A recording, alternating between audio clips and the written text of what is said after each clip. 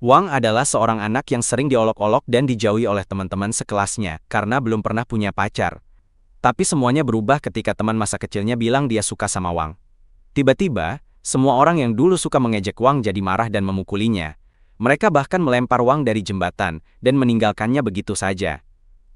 Saat Wang tenggelam, dia menemukan sebuah kubus bercahaya di dasar danau. Setelah menyentuhnya, Wang mendapat kekuatan luar biasa yang membuatnya bisa membalas dendam pada para pengganggunya dan bahkan menguasai dunia. Tapi mari kita mulai dari awal. Wang sedang berada di acara kumpul-kumpul di sekolah bersama teman-teman sekelasnya, dan mereka semua sedang main Jenga. Sekarang giliran Xin Yao yang bergerak, tapi begitu dia bertatapan dengan Wang, dia jadi gugup dan membuat kesalahan. Sesuai aturan permainan, siapapun yang membuat menara jatuh harus mengungkapkan rahasia, jadi teman-temannya meminta Xin Yao untuk memberitahu siapa gebetannya.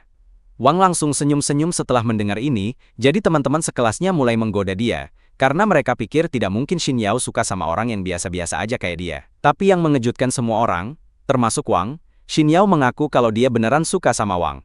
Dan dia menegaskan kalau dia tidak bercanda, karena dia sudah suka sama Wang sejak pertama kali mereka ketemu di SMP. Wang benar-benar kaget, karena Xin Yao mengungkapkan perasaannya kepadanya, seperti mimpi jadi nyata.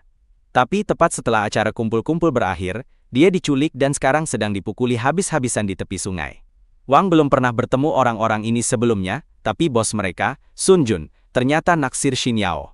Dan setelah tahu kalau Xin Yao suka Wang, bukannya menerima kenyataan dan move on, Sun Jun malah memutuskan untuk menyeret Wang ke tepi sungai, dan mesuruh anak buahnya mengancam akan membunuhnya. Wang mengenali Sun Jun sebagai pemimpin geng yang terkenal jahat.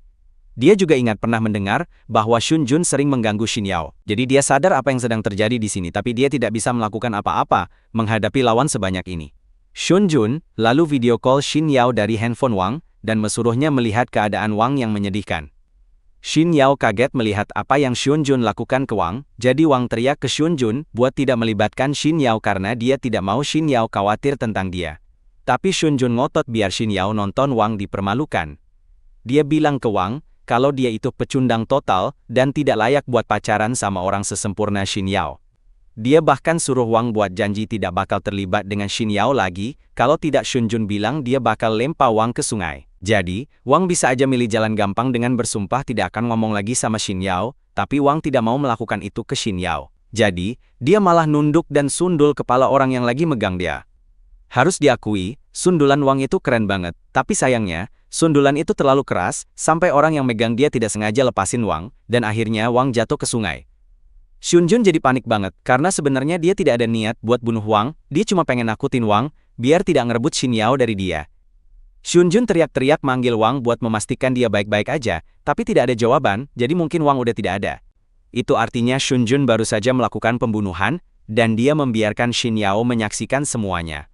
Sementara itu, di dalam air, Wang sedang tenggelam, tapi dia tidak berusaha menyelamatkan dirinya sendiri, karena kalau dia tidak bisa melindungi orang yang dia cintai, rasanya hidup sudah tidak ada artinya lagi.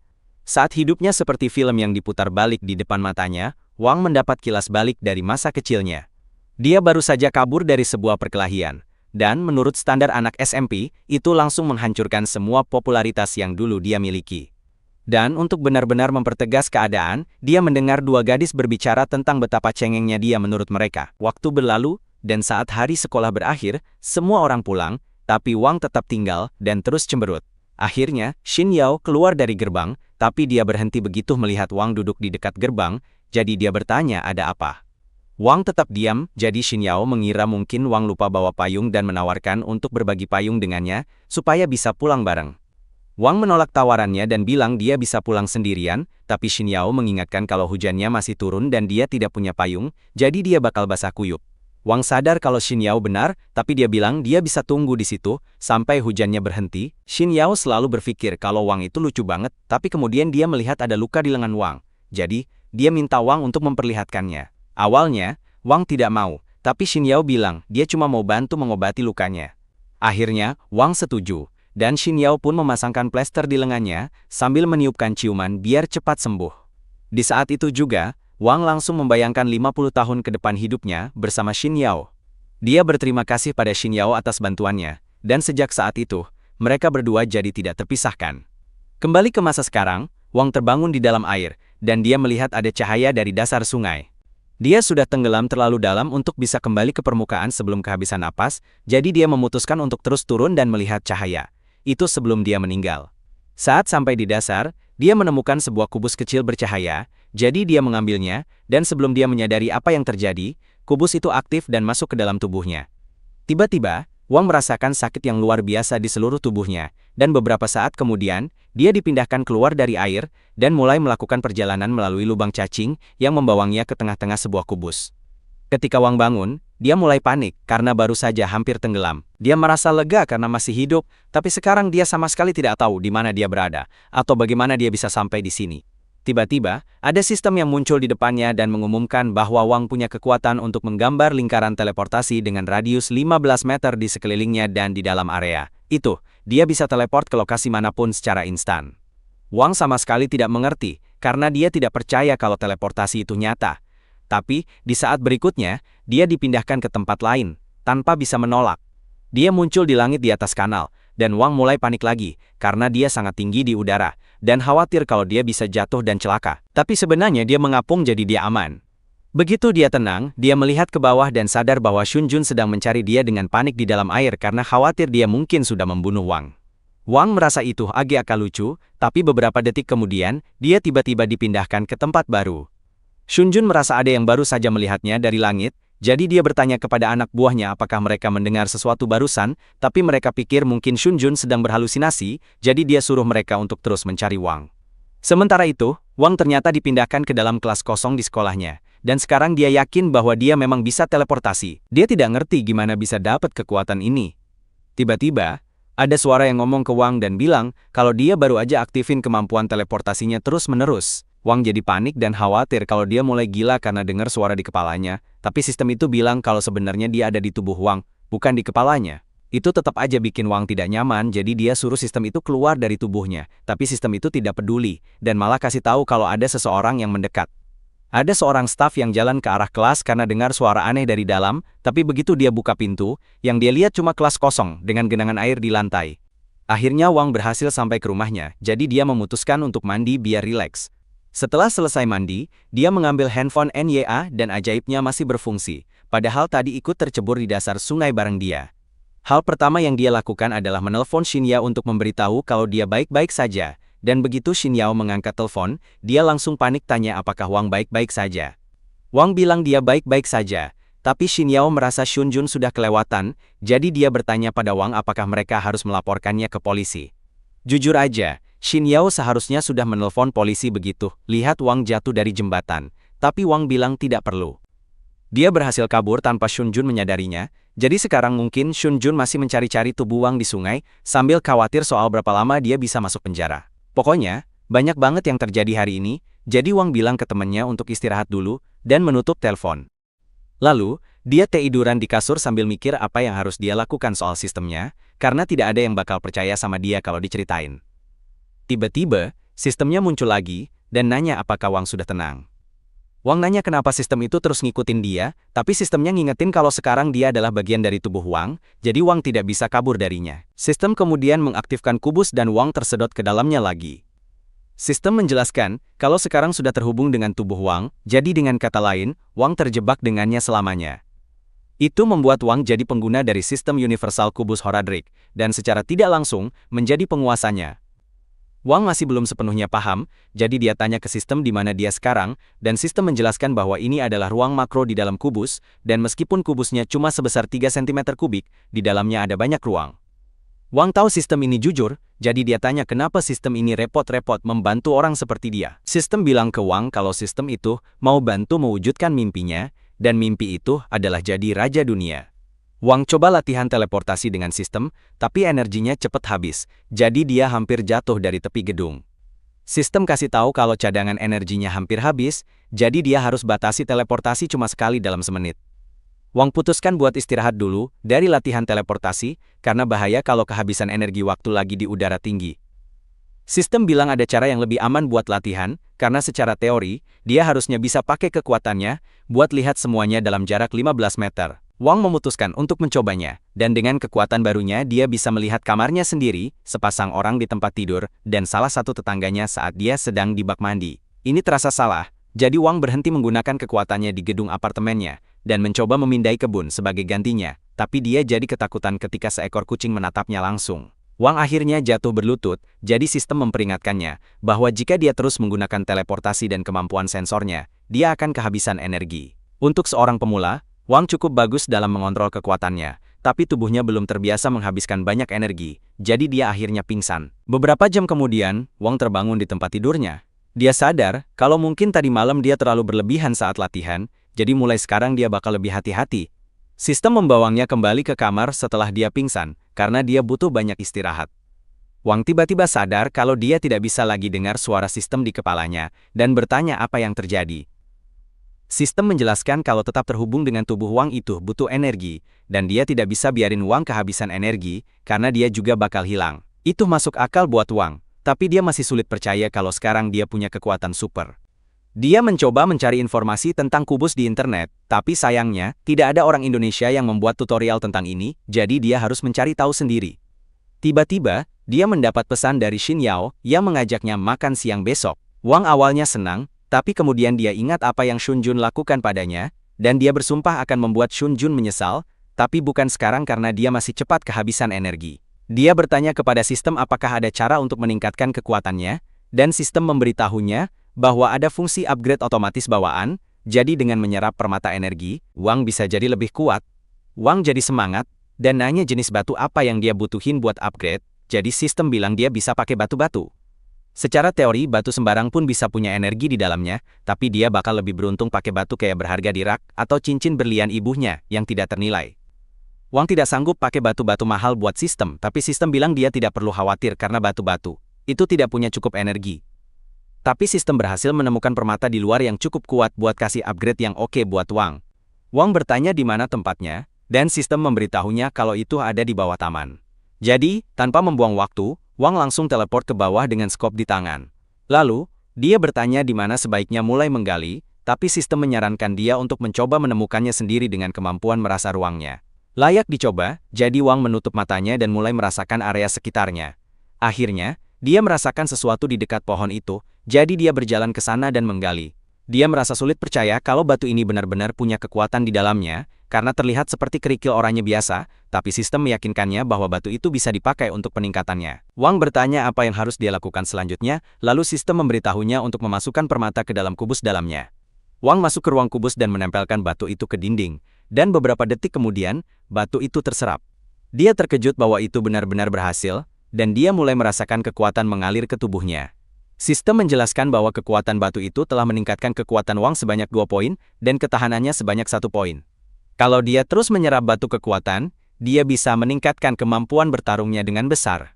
Keesokan paginya, alarm Wang berbunyi, jadi dia bangun dari tempat tidur, tapi dia masih mengantuk karena semalaman dia berburu batu kekuatan. Dia tiba-tiba ingat kalau hari ini harus pergi ke sekolah, jadi dia cepat-cepat bersiap dan berlari ke kelasnya beberapa menit kemudian. Begitu sampai di sana, Xin Yao mulai bertanya padanya tentang apa yang terjadi semalam, tapi dia sadar semua orang di kelas sedang menatapnya. Mereka masih ingat saat Xin Yao mengaku suka sama Wang, jadi mereka mulai menggoda dia soal itu. Tiba-tiba, ada keributan di pintu depan, karena Shun Jun baru saja muncul, dan hal pertama yang dia lakukan setelah sampai di sana, adalah memerintahkan salah satu bawahannya, untuk menendang seorang cowok secara acak. Shun Jun jelas masuk sekolah karena dia mencari Wang, jadi Xin Yao khawatir. Tapi, Wang bilang ke dia untuk tenang dan duduk kembali di tempatnya dulu. Shun Jun dengar kalau Wang masih hidup, jadi, dia jalan ke depan kelas, dan nanya di mana dia. Begitu dia sebut nama Wang, semua orang di kelas langsung lihat ke arahnya, karena mereka semua tukang ngadu. Wang coba cuek aja berharap Shun Jun bakal nyerah dan pergi, tapi ternyata Shun Jun udah lihat dia, jadi dia mulai naik tangga buat mendekatinya. Kayaknya Wang gak bisa menghindar dari masalah ini tanpa berkelahi, tapi dengan kekuatan barunya, dia harusnya bisa ngadepin Shun Jun. Biar yakin, dia nanya ke sistem apakah dia punya peluang bagus buat menang, dan sistem bilang ini bakal jadi kemenangan mudah, karena rata-rata kekuatan bertarung orang di sini cuma 5 dan kekuatan bertarung Wang sekarang, 22. Tiba-tiba, Yao mencoba berbicara dengan Shun Jun agar dia berhenti, karena dia tidak ingin Wang terluka. Tapi Shun Jun malah menghampiri dan mulai berbicara kasar tentang Wang. Yao mesuruh Shun Jun untuk pergi saja, tapi Wang sudah muak dengan ketidaksopanan ini. Jadi dia bangkit dan meminta maaf kepada Yao, karena membiarkan Shun Jun mengganggunya begitu lama. Tapi dia bilang sekarang dia akan mengurus Shun Jun. Shun Jun tersinggung, karena Wang berpikir bisa mengurusnya. Jadi dia menarik kerah Wang, dan mengancam akan membunuhnya. Namun, Wang meraih lengannya, dan memegangnya dengan sangat kuat, sampai Shun Jun berpikir ulang, tentang apa yang dia lakukan. Wang bilang ke Shun Jun kalau dia terus gangguin dia dan Yao, maka dia tidak punya pilihan lain selain bikin Shun Jun menyesal. Shun Jun masih penasaran obat kuat apa yang Wang konsumsi sampai bisa punya tenaga kuat banget, tapi tiba-tiba guru kelas datang dan suruh Shun Jun dan temannya keluar karena mereka bukan bagian dari kelas ini. Shun Jun tidak mau gurunya manggil polisi, jadi dia setuju buat pergi. Tapi sebelum pergi, dia bisikin Wang dan bilang, kalau Wang harus datang ke lapangan basket malam ini kalau tidak mau Yao kenapa-kenapa. Shun Jun lalu pergi, dan Yao nanya ke Wang apa yang Shun Jun bisikin ke telinganya. Tapi Wang bilang ke dia kalau itu tidak penting. Kebetulan, Wang bilang kepalanya tiba-tiba sakit, jadi mungkin dia harus bolos kelas hari ini. Sementara itu, di lapangan basket, Shun Jun masih tidak habis pikir gimana Wang bisa tiba-tiba jadi kuat, sampai meninggalkan lebam di pergelangan tangannya. Tapi dia anggap itu cuma kebetulan karena tidak mungkin Wang rajin olahraga sebegitunya, dan dia berjanji akan bikin Wang bayar, karena udah mempermalukannya kayak gitu. Tidak lama kemudian, Wang sampai di lapangan basket dan dia bertanya, buat tahu di mana Shun Jun. Dia menemukan Shun Jun, duduk di atas tribun penonton, dan Shun Jun ketawa karena sekarang Wang tidak bisa kabur kemana-mana. Tidak ada peluang Wang menang pertarungan ini karena Shun Jun tidak pernah berencana buat duel 1 lawan 1, dia bakal hajar Wang bareng gengnya. Sistem udah kasih tahu Wang kalau dia bisa babak belur karena ada 13 lawan di sini. Wang masih pede sama kekuatannya, jadi dia nanya ke sistem seberapa besar peluang dia menang, dan kagetnya, sistem bilang cuma ada peluang 20% buat menang. Wang jadi tidak sepede sebelumnya, dan Shun Jun memperhatikan ini, jadi dia makin ejek Wang. Dia kumpulin semua anak buahnya, dan mereka semua berdiri di depan Wang, tapi sebelum mulai pukulin, Shun Jun bilang dia kasih Wang satu kesempatan terakhir, buat minta maaf dan mohon ampun. Tapi, Wang mulai menghina Shun Jun dan geng kecilnya, karena dianggap terlalu takut untuk bertarung 1 lawan 1. Dia mencoba memancing Shun Jun, supaya mau bertarung sendirian, sehingga Wang punya peluang menang yang lebih besar. Shun Jun tahu ini, tapi dia tidak bisa membiarkan hinaan, itu begitu saja, jadi dia hampir saja menyerang Wang. Tapi sebelum dia sempat, salah satu anak buahnya maju dan bilang akan bertarung melawan Wang untuk Shun Jun. Qiang adalah petarung terkuat di geng Shun Jun, jadi semua orang yakin kalau Wang tidak punya kesempatan melawan dia. Bahkan Wang juga ragu apakah dia bisa menghadapinya, jadi dia meminta sistem untuk menganalisis kekuatan bertarung Qiang, dan ternyata cuma 10, jadi seharusnya tidak terlalu sulit untuk dikalahkan. Qiang mengambil bola basket dan bersiap melemparkannya ke Wang, tapi sistem memperingatkannya, sehingga dia bisa menghindar tepat waktu. Qiang kemudian mencoba memukul Wang, tapi Wang memblokir dan bergerak lincah seperti petinju profesional. Sementara itu, di kelas, Yao khawatir tentang Wang karena dia bertingkah mencurigakan sebelumnya, dan sekarang dia tidak menjawab teleponnya, jadi Yao memutuskan untuk bertindak. Kembali ke Wang, Qiang masih belum berhasil memukul Wang satu kali pun, dan dia mulai kelelahan, jadi Wang hanya perlu memberikan pukulan terakhir sekarang. Qiang menyerang Wang lagi, tapi Wang masih terlalu cepat untuknya. Jadi, dia nangkep kaki Qiang, terus abis itu Qiang langsung kalah, karena Wang ngasih pukulan listrik, dan lempar Fang ke tembok. Anggota geng lainnya tidak percaya kalau Qiang bisa kalah sama orang biasa kayak Wang, jadi mereka nanya ke Shun Jun harus gimana. Shun Jun cuma ketawa dan bilang, meskipun Wang bisa kalahin Qiang, mereka masih terlalu banyak buat Wang lawan sendirian, jadi Wang bakalan tetap kalah. Wang nanya ke sistem, apakah peluangnya buat menang lawan geng? Itu meningkat. Tapi karena Qiang masih pingsan, ada satu orang yang tidak perlu dilawan, walaupun gitu, peluang Wang buat menang cuma 30% aja. Jadi sekarang dia mungkin benar-benar dalam masalah. Dia tidak punya pilihan lain selain melawan mereka semua sekaligus. Wang siap-siap dan mulai melawan serangan mereka. Tapi dia tidak bisa menghadapi semuanya, dan akhirnya kena tendang dari belakang.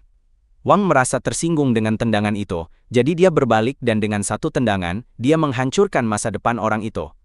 Lalu dia lempar orang itu ke depan Shun Jun, dan Shun Jun mulai khawatir, jadi dia suruh semua orang mengelilingi Wang.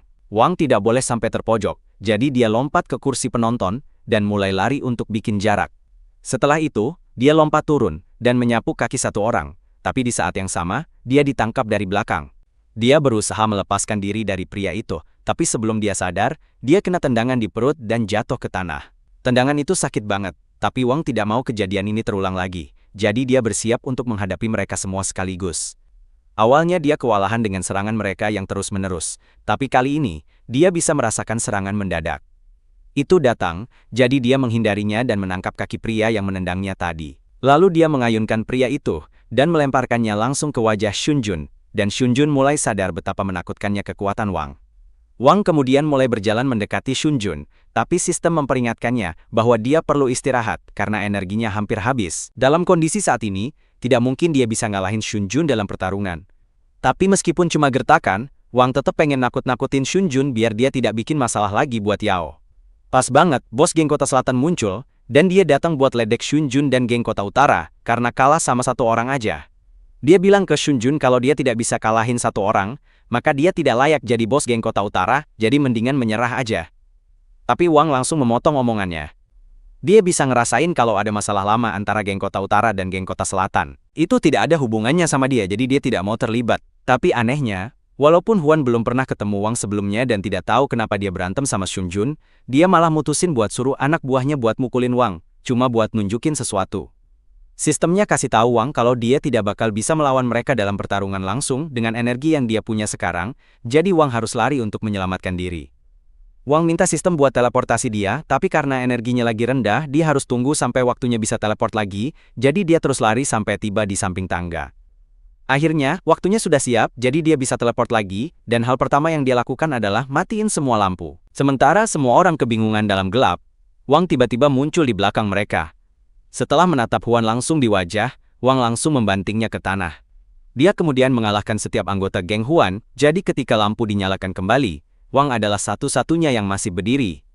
Shunjun jadi semakin takut padanya. Tiba-tiba, mereka mendengar suara pria berteriak dari luar gedung basket. Ternyata Yao menelpon polisi, karena dia khawatir tentang Wang. Polisi sedang berusaha masuk melalui pintu yang terkunci, dan Yao meminta mereka untuk cepat karena temannya mungkin dalam bahaya di dalam sana. Huan tidak bisa keluar dari gedung tanpa ketahuan, dan dia tidak mau kena masalah gara-gara berkelahi, jadi dia harus mikir cepat. Dia lihat ke arah Shunjun, dan tiba-tiba muncul di depan dia, jadi Shunjun langsung berlutut dan minta maaf. Ini kasih Huan ide bagus, jadi dia bilang bakal maafin Shunjun, tapi dengan satu syarat. Pas polisi akhirnya berhasil buka pintu, mereka lihat Shunjun megang kerah baju Wang, dan pura-pura mau mukul dia. Shunjun dan Huan akhirnya kena masalah karena bikin keributan di ruang basket. Tapi Huan berhasil lolos tanpa masalah karena dia berhasil meyakinkan polisi kalau dia cuma korban yang kebetulan ada di sana. Dia juga meminta Shunjun berjanji untuk tidak mengganggu Yao lagi, jadi masalah itu selesai. Tapi perkelahian itu membuat Wang sadar kalau ada batasan pada kekuatannya, jadi dia harus semakin kuat secepat mungkin. Untuk itu, dia perlu mencari lebih banyak batu permata. Dia mencoba mencari di toko perhiasan, tapi langsung sadar kalau dia terlalu bokek untuk membeli salah satu dari itu, dan dia juga tidak mau mencuri. Dia sempat berpikir untuk cari sugar mama, supaya bisa beli batu permata, tapi itu tidak sepadan. Akhirnya, Wang memutuskan untuk keluar dan mencari batu permata di alam liar. Dia bawa banyak perlengkapan dan pergi ke pegunungan terdekat, supaya bisa mulai mencari batu permata. Dan Wang memang menemukan beberapa, tapi yang satu ada di bawah batu besar, satu lagi di dasar danau, dan satu lagi terjebak 15 meter di bawah tanah. Jadi, tidak mungkin Wang bisa mencapainya sendirian. Tepat saat itu, sistem memberitahu Wang karena baru saja menemukan sebuah gua di bawah tanah, yang penuh dengan energi batu ajaib. Wang penasaran, jadi dia mencoba teleportasi ke dalam gua itu, tapi entah kenapa, walaupun gua itu masih dalam jangkauan, dia tidak bisa masuk. Sistem menjelaskan bahwa jika suatu area benar-benar tertutup rapat, maka Wang tidak bisa teleportasi ke dalam. Untuk bisa masuk ke gua, perlu ada celah minimal 1 cm, tapi Wang tidak punya kekuatan buat menggali sampai ke bawah sana. Dia memikirkannya sebentar, dan kalau yang dia butuhkan cuma untuk dekat dengan celah di gua, dia mungkin bisa menemukannya dekat danau. Air pasti sudah mengikis tanahnya, jadi setelah memeriksa, dia menemukan celah kecil yang mengarah ke dalam gua. Begitu dia teleport ke dalam gua, dia terjatuh karena tidak menyangka lantainya sangat licin. Dia mengeluarkan senter, dan mulai melihat-lihat di dalam gua untuk mencari sesuatu, tapi yang dia lihat hanya seekor katak random. Tiba-tiba, sistem memberitahu Wang bahwa ada batu energi terdeteksi tepat di depannya. Di depannya cuma ada tembok, jadi Wang jadi super kesal. Setelah semua usaha yang dia lakukan buat sampai ke sini, dia masih tidak bisa dapat batu energi. Tapi tiba-tiba dia rasain ada angin berhembus di wajahnya. Dia sadar kalau ada angin berarti ada lubang di suatu tempat. Begitu dia menemukan celahnya, Wang langsung teleport ke dalam. Setelah teleport lewat celah itu, Wang tiba-tiba ada di bagian gua yang baru banget. Dia melangkah maju beberapa langkah, tapi dia tidak terlalu perhatiin jadi hampir jatuh dari ujung tebing. Untungnya, dia berhasil selamatin dirinya, tapi senter dia sekarang hilang. Dia memutuskan untuk istirahat dulu, dan mencoba mencari permata sebelum melakukan hal lain. Tapi ternyata, Wang tidak sendirian di sini. Dia berhasil menemukan permata yang berkumpul di sisi lain gua, tapi saat dia mencoba mencari cara untuk ke sana, karena jaraknya di luar jangkauan teleportasinya, tiba-tiba ada ular raksasa yang mengendap di belakangnya. Tapi tepat saat ular itu mau memakannya, Wang memutuskan untuk teleportasi dari batu ke batu, sampai dia mencapai permata, jadi dia langsung teleportasi sebelum ular itu bisa menggigitnya. Dia belum menyadari bahwa ada ular di terowongan ini, jadi dia memutuskan untuk berjalan sisa perjalanan sambil menunggu teleportasinya bisa digunakan lagi. Akhirnya dia cukup dekat, sehingga sistem bisa mengidentifikasi ada 12 batu energi di sini, jadi Wang sangat senang, tapi susah banget buat ambilnya, karena pijakan di dekat batu-batu itu sempit banget. Dia sama sekali tidak tahu kalau ada ular yang mau memakannya, dan dia tidak mau ambil resiko jatuh dan mati, jadi dia ragu-ragu buat teleportasi ke sana. Tapi tidak ada cara lain, jadi tepat sebelum ular itu menggigitnya, Wang teleportasi ke bawah dan berpegangan erat pada batu. Sekarang dia sudah cukup dekat dengan batu-batu energi itu, Wang mengikatkan tali pada dirinya untuk keamanan, dan mulai menambang batu-batu itu, dan setelah mendapatkan yang pertama, dia benar-benar bahagia banget. Tapi waktu dia mencoba mengambil yang kedua, tangannya terpeleset, dan dia tidak sengaja menjatuhkannya sampai ke dasar gua. Dia tidak mau kehilangan permata itu, jadi dia mencoba menggunakan kemampuan penginderaannya untuk menemukannya. Tapi, betapa terkejutnya dia ketika dia merasakan ada sesuatu yang besar di sebelahnya. Saat ular mencoba menggigitnya, Wang terpeleset dan jatuh dari tepi pilar, jadi ular itu mengejarnya. Untungnya, tali yang mengikat Wang di pinggang menghentikannya dari jatuh, jadi ular itu meleset dan jatuh ke dalam air. Tapi, beberapa saat kemudian, talinya putus dan Wang akhirnya jatuh ke dalam air juga. Sekarang, dia dalam bahaya tenggelam, tapi ular itu masih berusaha untuk memakannya, jadi Wang mengambil sekopnya dan mencoba memukul ular itu. Tapi sekopnya tidak ngaruh sama sekali, jadi Wang tertangkap oleh ular tersebut, dan ular itu mulai melilitnya dengan erat. Wang minta ke sistem buat memindahkannya ke dimensi Q, tapi sistem bilang dia tidak bisa melakukan itu selama ular masih memegangnya. Jadi sebagai usaha terakhir, Wang menusukkan sekopnya ke ular, supaya ular itu melepaskannya.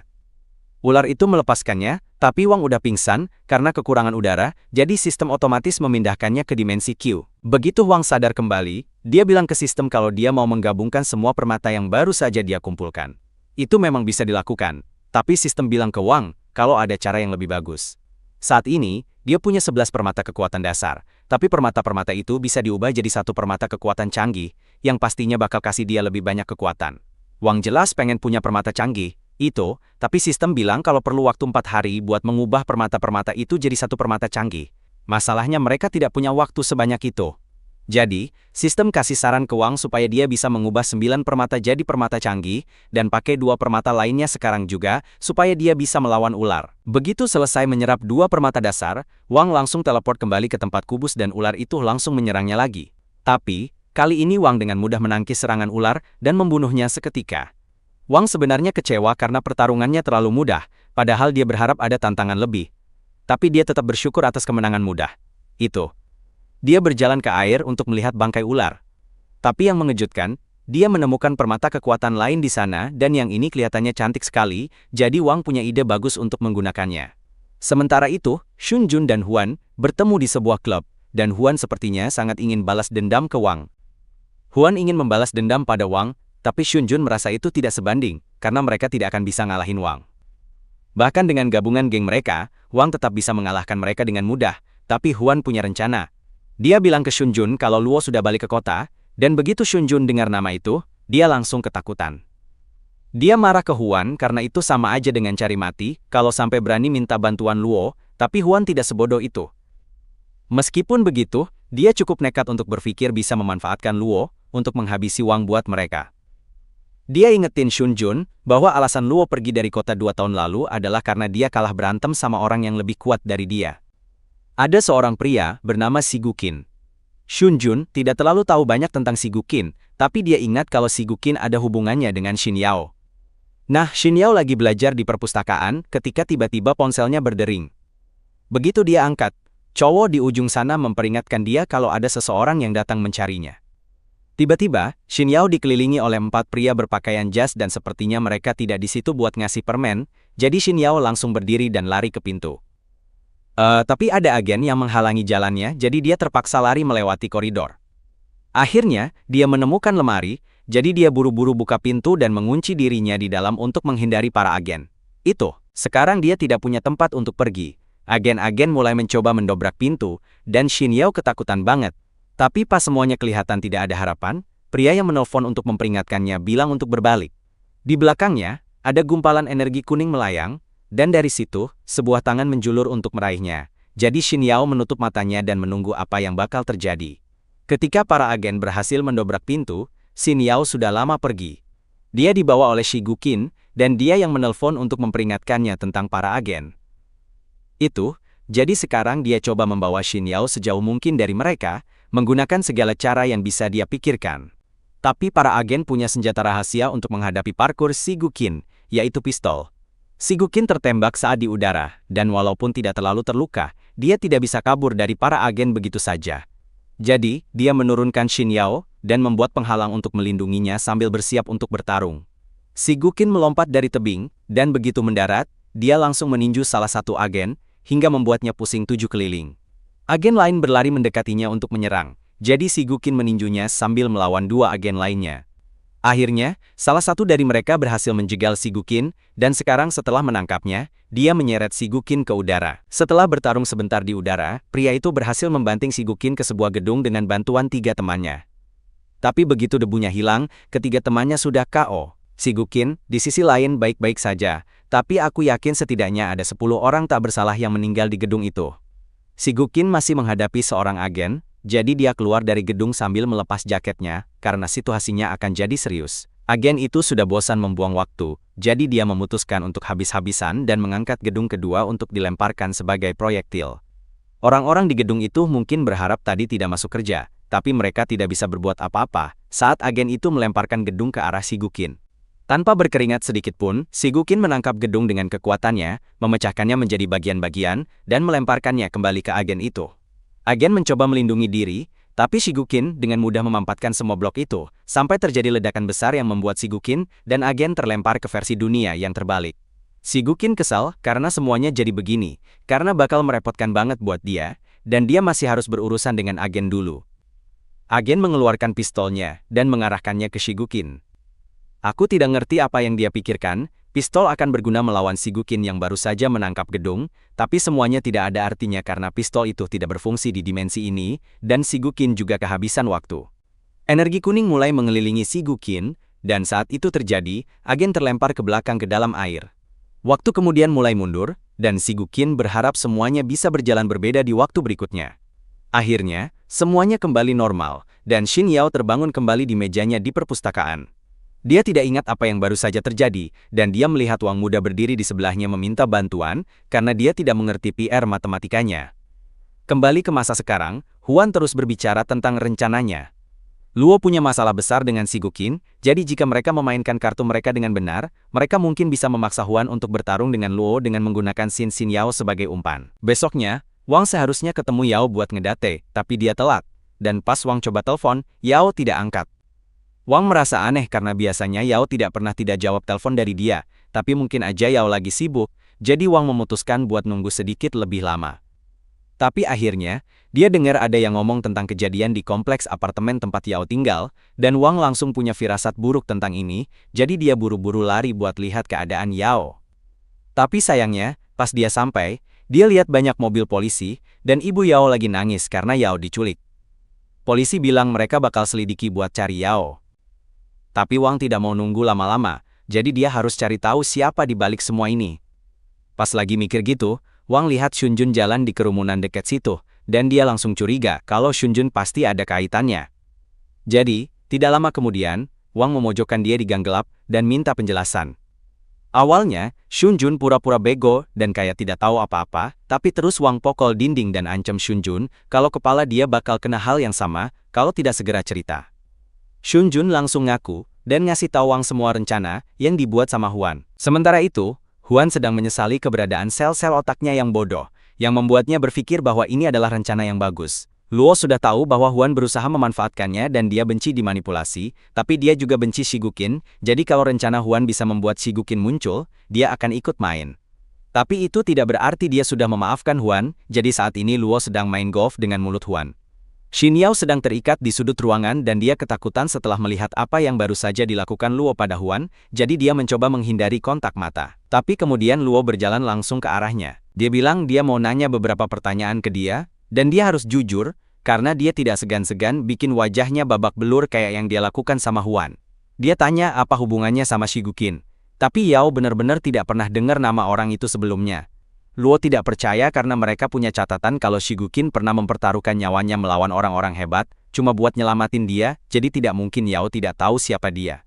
Bisa jadi Shigukin pernah nyelamatin Yao tanpa ngasih tahu identitas aslinya, jadi dia beneran tidak tahu siapa Shigukin, tapi Shigukin jelas tahu siapa Yao dan kelihatannya dia peduli banget sama Yao, jadi aneh aja kalau dia belum muncul buat nyelamatin Yao padahal dia udah diculik. Bahkan jika Shigukin muncul, pelayan tidak yakin kalau Luo bisa menang lawan Shigukin dengan kekuatan yang dia punya sekarang. Luo pikir itu konyol karena dia udah habisin banyak uang buat nyewa banyak petarung profesional demi balas dendamnya. Tapi mereka belum benar-benar tahu seberapa kuat Shigukin sebenarnya, jadi pelayan itu tidak yakin mereka bisa menang lawan dia. Dan mungkin bukan keputusan yang bijak buat membunuh atau menyakiti Yao sebelum mereka punya rencana buat menghadapi Shigukin. Luo ngerti maksudnya, jadi dia tenang dan setuju untuk tidak ganggu Yao dulu, dan keluar dari ruangan itu. Sementara itu, Shunjun baru aja selesai menjelaskan gimana Huan meyakinkan Luo buat menculik Yao, karena hubungannya dengan dosa Shigukin. Wang tidak ngerti sama sekali. Jadi dia nanya ke Shunjun tentang siapa sih sebenarnya Shigukin ini, dan kenapa Luo percaya bisa pakai Yao buat memancing dia keluar. Shunjun ingetin Wang tentang kejadian beberapa tahun lalu yang hampir bikin Xin Yao diculik. Cerita yang beredar di masyarakat adalah, ada orang baik hati yang kebetulan lewat dan nyelamatin dia. Tapi sebenarnya, orang itu adalah Shigukin. Sejak hari itu, banyak orang coba cari Shigukin, tapi gak ada yang berhasil karena Shigukin selalu misterius dan gak ninggalin jejak. Kecuali satu kali waktu dia muncul dan bikin 2 jari Luo patah. Sejak hari itu, Luo jadi terobsesi buat menemukan Shigukin, supaya bisa balas dendam. Huan memutuskan untuk memanfaatkan situasi ini dan memberi Luo beberapa informasi, agar Luo mau menculik Yao. Tapi biar jelas, Shunjun dari awal tidak setuju dengan rencana ini, jadi dia sama sekali tidak terlibat. Wang sudah cukup mendengar semuanya, jadi dia siap untuk menyelamatkan Yao. Dan karena Shunjun tidak terlibat, Wang membiarkannya pergi.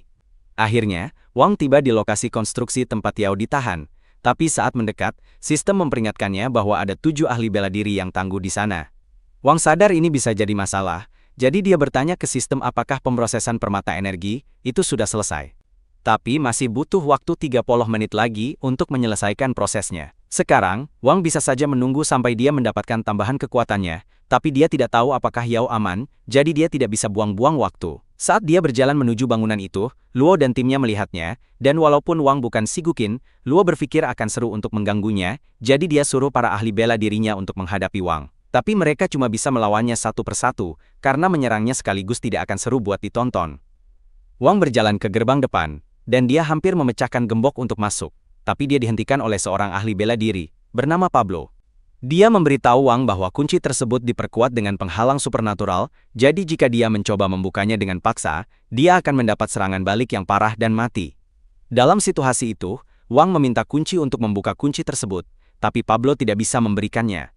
Dia punya perintah untuk membunuh siapapun yang mencoba naik ke lantai atas, jadi dia memberi Wang kesempatan untuk mundur dan pulang.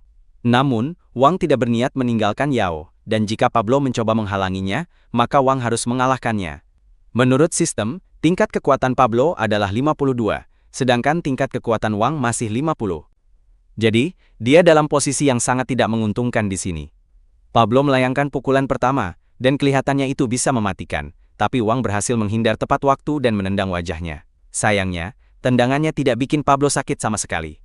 Pablo lebih kuat dan tahan banting dibanding Wang, jadi meskipun Wang sedikit lebih cepat, dia tidak bisa memberikan pukulan yang mematikan dengan tangannya. Tapi kemudian Wang sadar kalau ini pertarungan jalanan, jadi saat Pablo menyerang lagi, dia langsung memindahkan palu yang ada di dekatnya ke tangannya dan menghantamkan ke kepala Pablo. Sekarang Pablo kayaknya bakal tidur panjang. Wang mengambil kunci dan melanjutkan ke lantai berikutnya. Saat dia berlari naik tangga, ada sistem yang memberitahu Wang kalau petarung berikutnya punya kekuatan level 75. Tapi Wang tidak ragu dan langsung masuk ke ruangan itu. Begitu dia masuk, dia sadar kalau semua lampu mati, jadi ruangan itu gelap gulita. Petarung di lantai ini, bernama Lee, adalah seorang pembunuh yang jago banget dalam menghilangkan keberadaannya di tempat gelap. Semua poin stat-nya dia taruh ke kemampuan sembunyi, jadi dia bisa dengan mudah mendekati Wang dan menghabisinya sebelum Wang sadar apa yang terjadi. Atau setidaknya, itu yang bakal terjadi kalau Wang tidak punya kemampuan merasakan posisi di sekitarnya. Wang tahu persis di mana Lee berada, jadi saat Lee mencoba menyerangnya dari belakang, Wang mengeluarkan tongkat dari tasnya dan memukul Lee tepat di bagian bawah. Dua ahli bela diri di lantai atas telah memperhatikan Wang naik ke lantai atas, dan mereka terkejut bahwa dia bisa mengalahkan lawan-lawannya dengan mudah.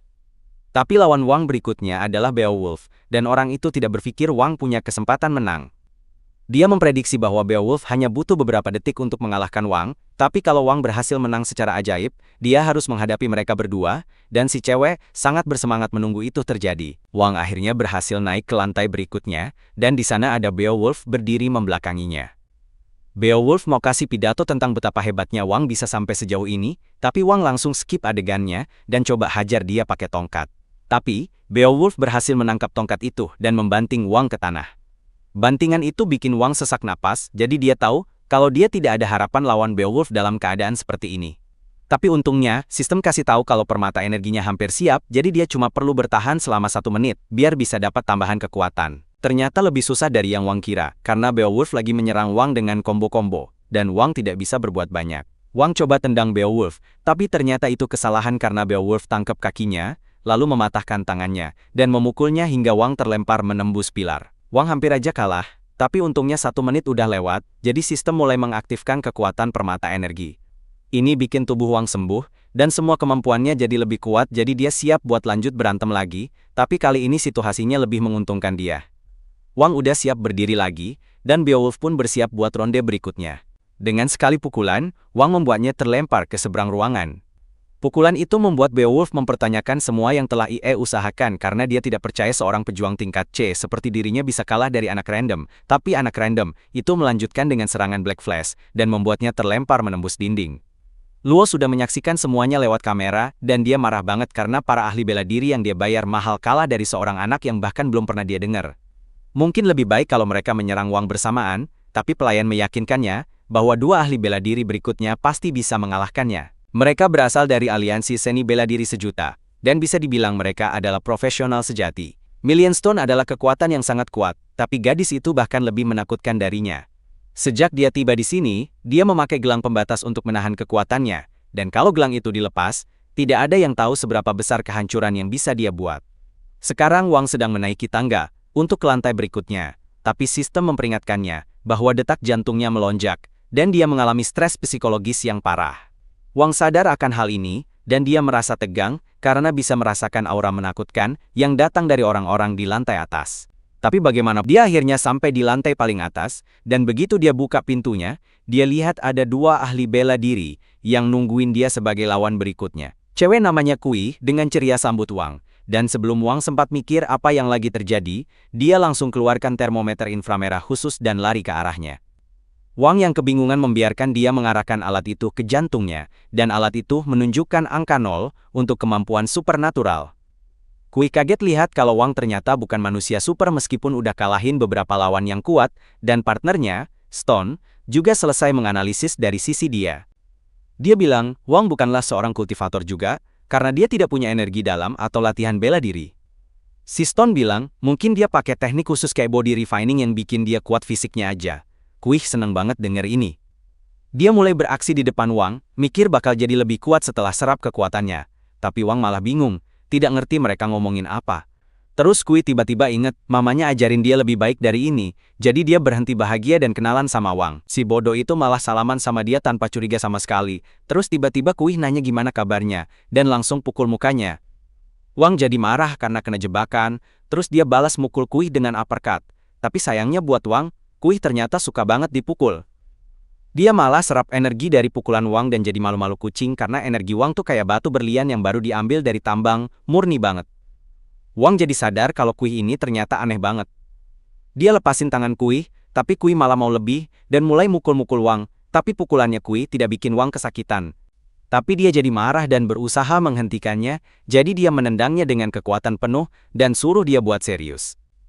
Pas Kui jalan ke arah Wang, partnernya Stone bilang ke Wang kalau dia tidak ada harapan lawan si cewek itu, jadi mending bilang kata-kata keren terakhir terus mati. Setelah itu, Kui nendang Wang dengan kekuatan penuh, sampai dia terbanting ke tiang. Wang mulai pusing karena kena banyak serangan, jadi dia mutusin buat tidak nahan lagi, dan nunjukin ke Kui kalau dia percaya sama kesetaraan gender yang sebenarnya. Dia mukul Kui dengan kekuatan penuh, tapi sayangnya Kui malah makin menikmati situasinya. Dia mulai meserang Wang dengan lebih ganas sambil bilang supaya Wang lebih kasar lagi. Wang nurut dan mulai menghajar Kui, tapi Kui terus bilang, "Lebih keras, Daddy." Stone jadi khawatir sama kondisi mental Kui. Kui meserang Wang lagi, dan tiba-tiba, energi gelap yang tersembunyi dalam dirinya muncul ke permukaan. Tapi sebelum dia bisa pakai energi itu buat bertarung, Stone menghentikannya, bilang kalau dia tidak boleh pakai kekuatannya. Tapi Kui tidak mau dengar. Dia terus jalan ke arah Wang sambil tangannya berubah jadi cakar. Dia bilang kalau dia mau meserap kekuatannya Wang biar jadi lebih kuat, jadi dia sama Stone bisa bebas dari organisasi mereka. Dia jadi kayak beringas gitu, dan serang Wang, sabet kulitnya pakai cakar tajamnya, pas Wang lagi berusaha bangun setelah serangan pertama. Kui serang dari belakang dan jilat darahnya. Wang berhasil dorong dia mundur, dan terus keluarin tongkat besi buat lawan Kui. Tapi Kui udah makin kuat setelah minum darahnya, dan dia dorong Wang ke tembok belakang. Wang sadar kalau dia lagi tidak diuntungkan sekarang, dan mutusin buat fokus penuh ke pertarungannya. Tapi pas Wang baru aja berdiri, Kui langsung serang lagi, hampir aja kena lehernya pakai cakar tajam. Wang nunggu Kui serang lagi biar bisa balas, tapi Kui menghindari tendangannya, dan lompat dari atas, keluarin energi tersembunyi lagi. Wang berhasil menghindar serangannya, dan coba mukul pakai tongkat. Tapi Kui sekarang jauh lebih cepat. Dia gampang banget menghindar serangan Wang dan bergerak ke belakangnya buat hisap darah dan kekuatannya. Pas Wang dorong dia menjauh, Kui mulai kehilangan kendali karena energi gelapnya berubah jadi kayak serigala di sekitar tubuhnya. Stone sadar kalau dia sekarang masuk ke area yang berbahaya. Dia lempar jarum ke titik tekanan di tubuh Kui buat bikin dia pingsan. Wang kaget banget, kayak lihat sesuatu yang tidak pernah dia bayangin sebelumnya. Sambil terus mantengin Wang, Stone lari ke arah Kui, pakai jarum buat tusuk titik tekanan lain di tubuhnya, biar energi berlebihnya tidak merusak badannya. Wang mikir kalau dia pasti kalah kalau harus lawan Kui dan Stone sekaligus, jadi dia mutusin buat kabur aja. Tapi Stone tahu kalau Wang mau kabur, terus dia kirim serangan angin ke arah Wang, bikin terdorong mundur. Wang kaget karena dia tidak lihat serangan apa tadi, tapi Stone juga lagi tidak fokus, karena Kui baru aja naik level, dan dia butuh pertolongan medis cepat. Stone mutusin buat cepet-cepet selesain pertarungan ini, dan lemparin pisau angin ke Wang, tapi si kubus ngasih tahu arah serangannya, dan Wang bisa menghindar. Stone kaget banget, Wang bisa menghindar dari serangan yang tidak kelihatan itu, dan dia jadi makin waspada sama pertarungan ini. Tiba-tiba Kui mulai mengerang kesakitan. Stone langsung ninggalin pertarungan buat nolongin partnernya dan terus bilang ke Wang buat lanjut dan selamatin ceweknya di atas. Wang kaget banget sama perubahan sikap mendadak ini, dan dia nanya ke Stone apakah dia menyerah, sambil bilang kalau jangan sampai Stone serang dia dari belakang nanti. Stone jadi kesel karena dia tidak bisa bertarung sementara Kui lagi dalam kondisi kayak gini. Tapi dia juga tidak bisa mengaku kalah karena nanti organisasinya tidak bakal ampuni dia. Wang sadar juga soal ini, dan dia mutusin buat manfaatin situasi ini, buat pojokan Stone biar tidak balik lagi samperin dia. Dia bilang karena Stone tidak mau mengaku kalah, berarti pertarungan mereka belum selesai. Sadar kalau dia tidak bisa gampang meyakini Wang buat pergi, Stone akhirnya memutuskan buat keluarin koin 1.000.000, simbol dari organisasi dia dan bikin sumpah darah di atasnya, buat tidak serang Wang dari belakang. Dia bilang kalau sumpah darah itu janji paling sakti yang bisa dibuat sama seorang kultivator, terus dia bilang juga kalau dia bakal jadi debu kalau melanggar perjanjian sama Wang. Wang merekam semua trik itu di handphone Nya, dan terus nerima koin dari Stone, sambil bilang kalau dia percaya sama orang yang punya integritas. Terus dia mutusin buat ledek kekalahan besar itu di muka Stone, sambil ingetin dia buat bersikap baik lain kali, dan entah gimana si ahli bela diri itu tetap tenang di depan orang yang nyebelin ini yang meledek dia. Wang kabur bawa barang itu, dan Stone langsung hubungi anggota ketiga dari kelompok mereka, bilang kalau mereka harus balik ke markas cepetan, karena Kui lagi tidak enak badan. Si cewek nanya detailnya, tapi tiba-tiba ada yang serang dia dari belakang, bikin dia pingsan sebelum sempat ngomong lebih lanjut. Di sisi lain, Chu Mushan, pembunuh bayaran terakhir yang disewa sama Lu, milih buat ikutan bertarung setelah tahu semua orang lain udah kalah. Lu panik pas denger ini, dan langsung konfirmasi ke pelayannya. Si pelayan bilang kalau yang lain udah kalah, dan saranin buat cabut dari gedung sekarang. Lu mulai panik, mikirnya Shigukin yang kalahin semua pembunuh bayaran itu. Tapi Chu udah tidak peduli lagi soal itu. Buat dia, Wang lebih seru buat dihadapi dibanding Shigukin. Lu nanya kenapa, gitu.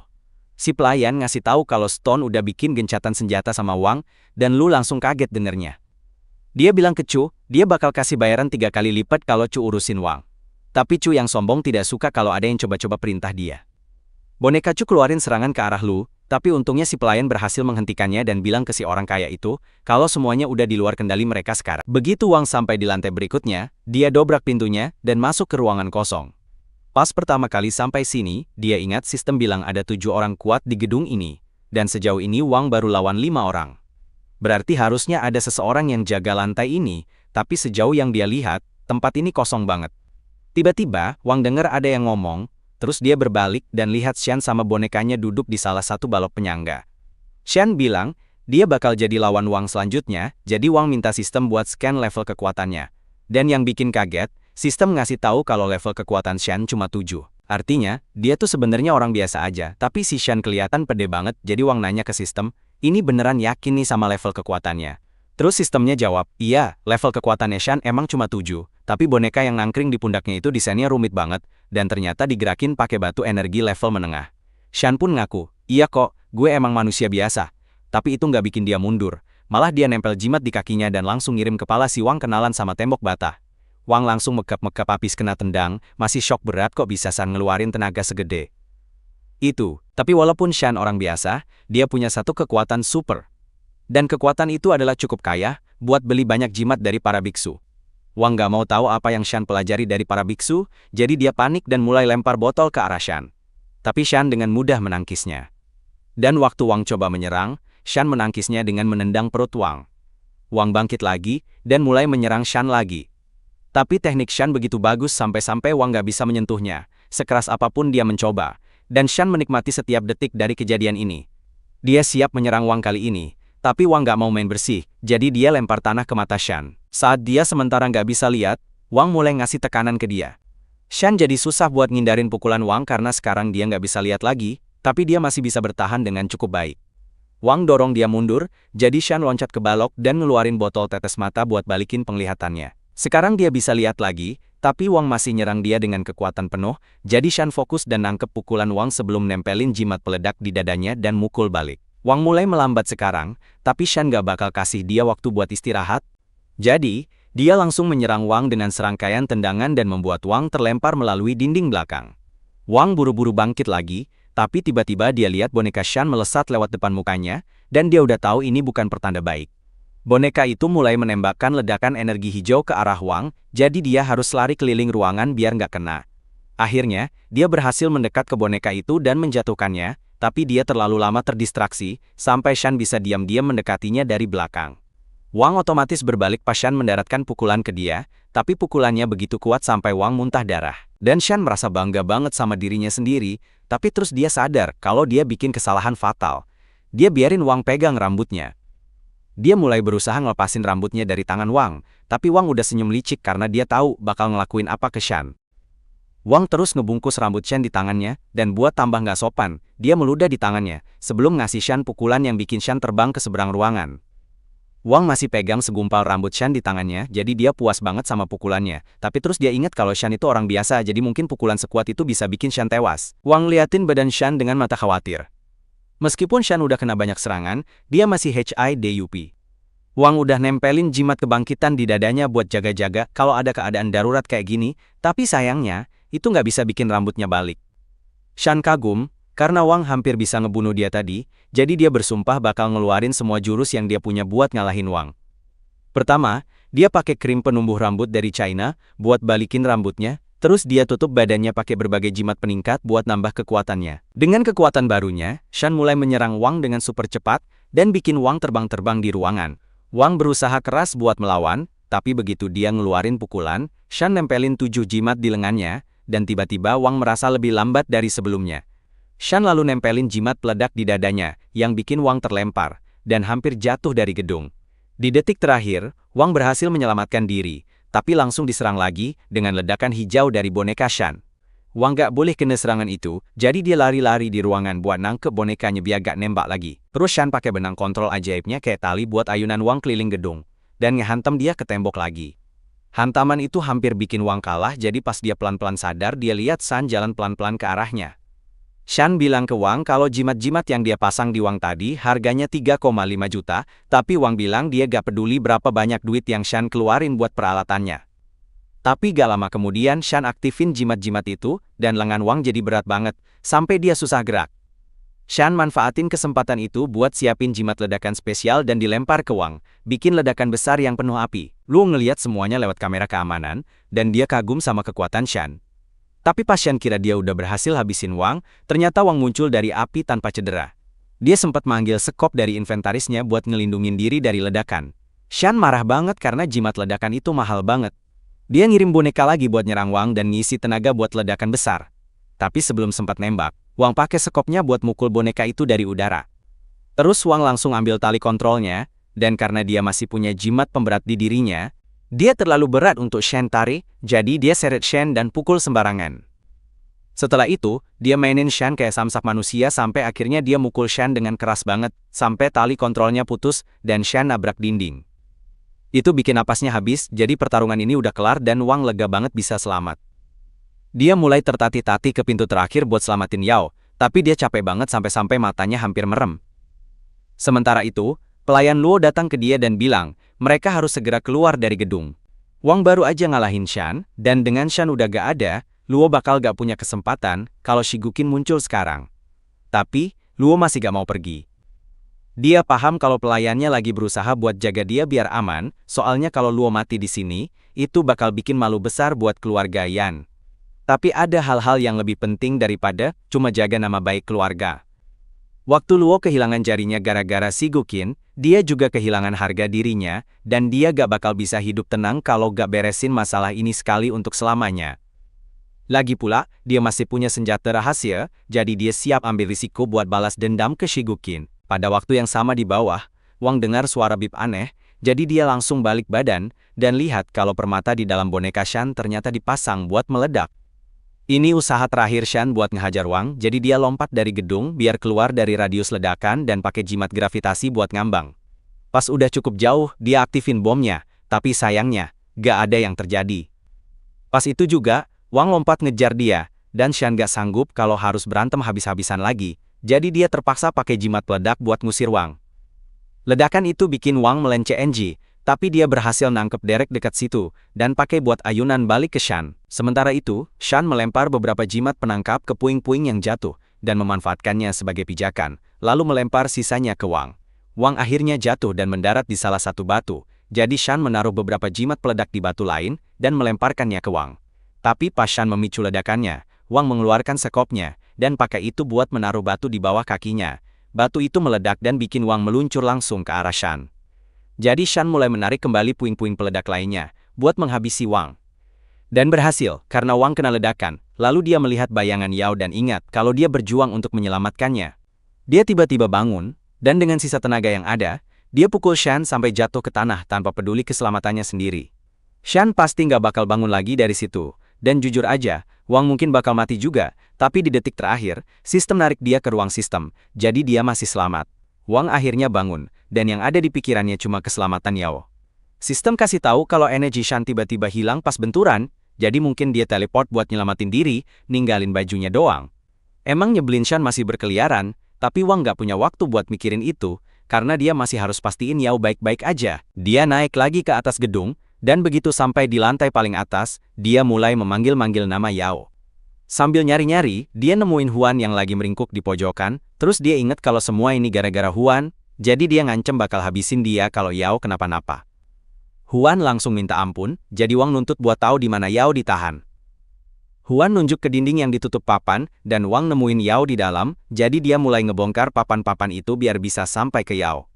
Yao mulai geleng-geleng kepala kayak mau bilang jangan mendekat, tapi Wang gak nyadar sama sekali, karena dia terlalu fokus buat ngebebasin dia. Setelah selesai ngelepasin ikatan, Yao ngelepas lakban dari mulutnya, dan bilang ke Wang kalau Luo pasang bom di bawah kursi ini, dan kalau dia berdiri bomnya bakal langsung meledak. Dia nyuruh Wang buat ninggalin dia dan selamatin diri sendiri, tapi Wang udah hadapin ledakan seharian jadi bom kecil kayak gini, bukan masalah buat dia. Tapi pas dia mau cabut bom dari kursi Yao, Luo tiba-tiba muncul dan nutupin pintu masuk ruangan pakai pintu besi. Seluruh ruangan juga ditutupin jimat yang dibuat Xian jadi Wang nggak bisa teleport dari sini. Masalah gede banget karena rencana Wang tuh mau teleport bomnya keluar. Jadi Wang nanya ke sistem, tahu gak cara matiin bom ini? Sistem bilang nggak bisa stop bomnya meledak. Terus Wang punya ide buat simpan bomnya di ruang kubusnya. Jadi, meskipun bomnya meledak, Yao gak bakal kena. Wang bilang ke Yao, sekarang semuanya aman. Yao langsung peluk Wang karena dia beneran khawatir sama Wang. Wang seneng banget bisa lindungi Yao. Tapi pas bomnya meledak di ruang kubus, Yao kaget banget, karena darah Wang muncrat ke wajahnya. Wang jatuh ke lantai dalam keadaan koma, dan Yao panik mencoba membangunkannya. Sementara itu, Luo kesal, karena bomnya gak membunuh Yao seperti yang dia rencanakan. Tapi, dia udah terlalu jauh buat nyerah, jadi saat Wang masih pingsan, Luo masuk ke ruangan dengan pistol, dan nembak Yao 2 kali di punggung. Penjagarnya Luo lalu datang dan bilang, kalau si Guqin udah sampai, jadi mereka harus pergi sekarang juga. Luo dan butlernya kabur, ninggalin Wang dan Yao buat mati. Wang berhasil selamat dari ledakan, tapi dia masih linglung dan bingung, jadi dia gak tahu apa yang baru aja terjadi.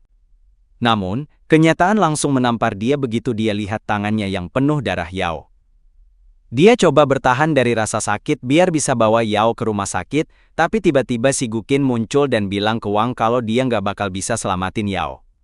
Si Guqin teleport Yao dari pelukan Wang, dan siap bawa dia pergi. Wang nggak tahu di mana si Guqin, jadi yang dia tahu, ada orang random yang tiba-tiba muncul dan lompat dari jendela sambil bawa Yao. Dia buru-buru ke jendela dan lihat ke bawah, mikir Yao mungkin udah jatuh dan meninggal, tapi ternyata dia lihat si Guqin melayang di udara. Si Guqin bilang kalau semua ini terjadi gara-gara dia dari awal, jadi dia berniat buat beresin semuanya. Terus, dia langsung teleport bawa Yao di pelukannya, ninggalin Wang yang benar-benar sejak si Guqin membawa Yao, orang tua Yao benar-benar bingung dan sedih banget karena belum tahu di mana dia. Wang juga merasa bersalah banget karena merasa tidak bisa melindungi Yao dengan baik. Sekarang, Yao hilang dan kubus itu tidak merespon Wang lagi, jadi dia merasa benar-benar tidak berdaya.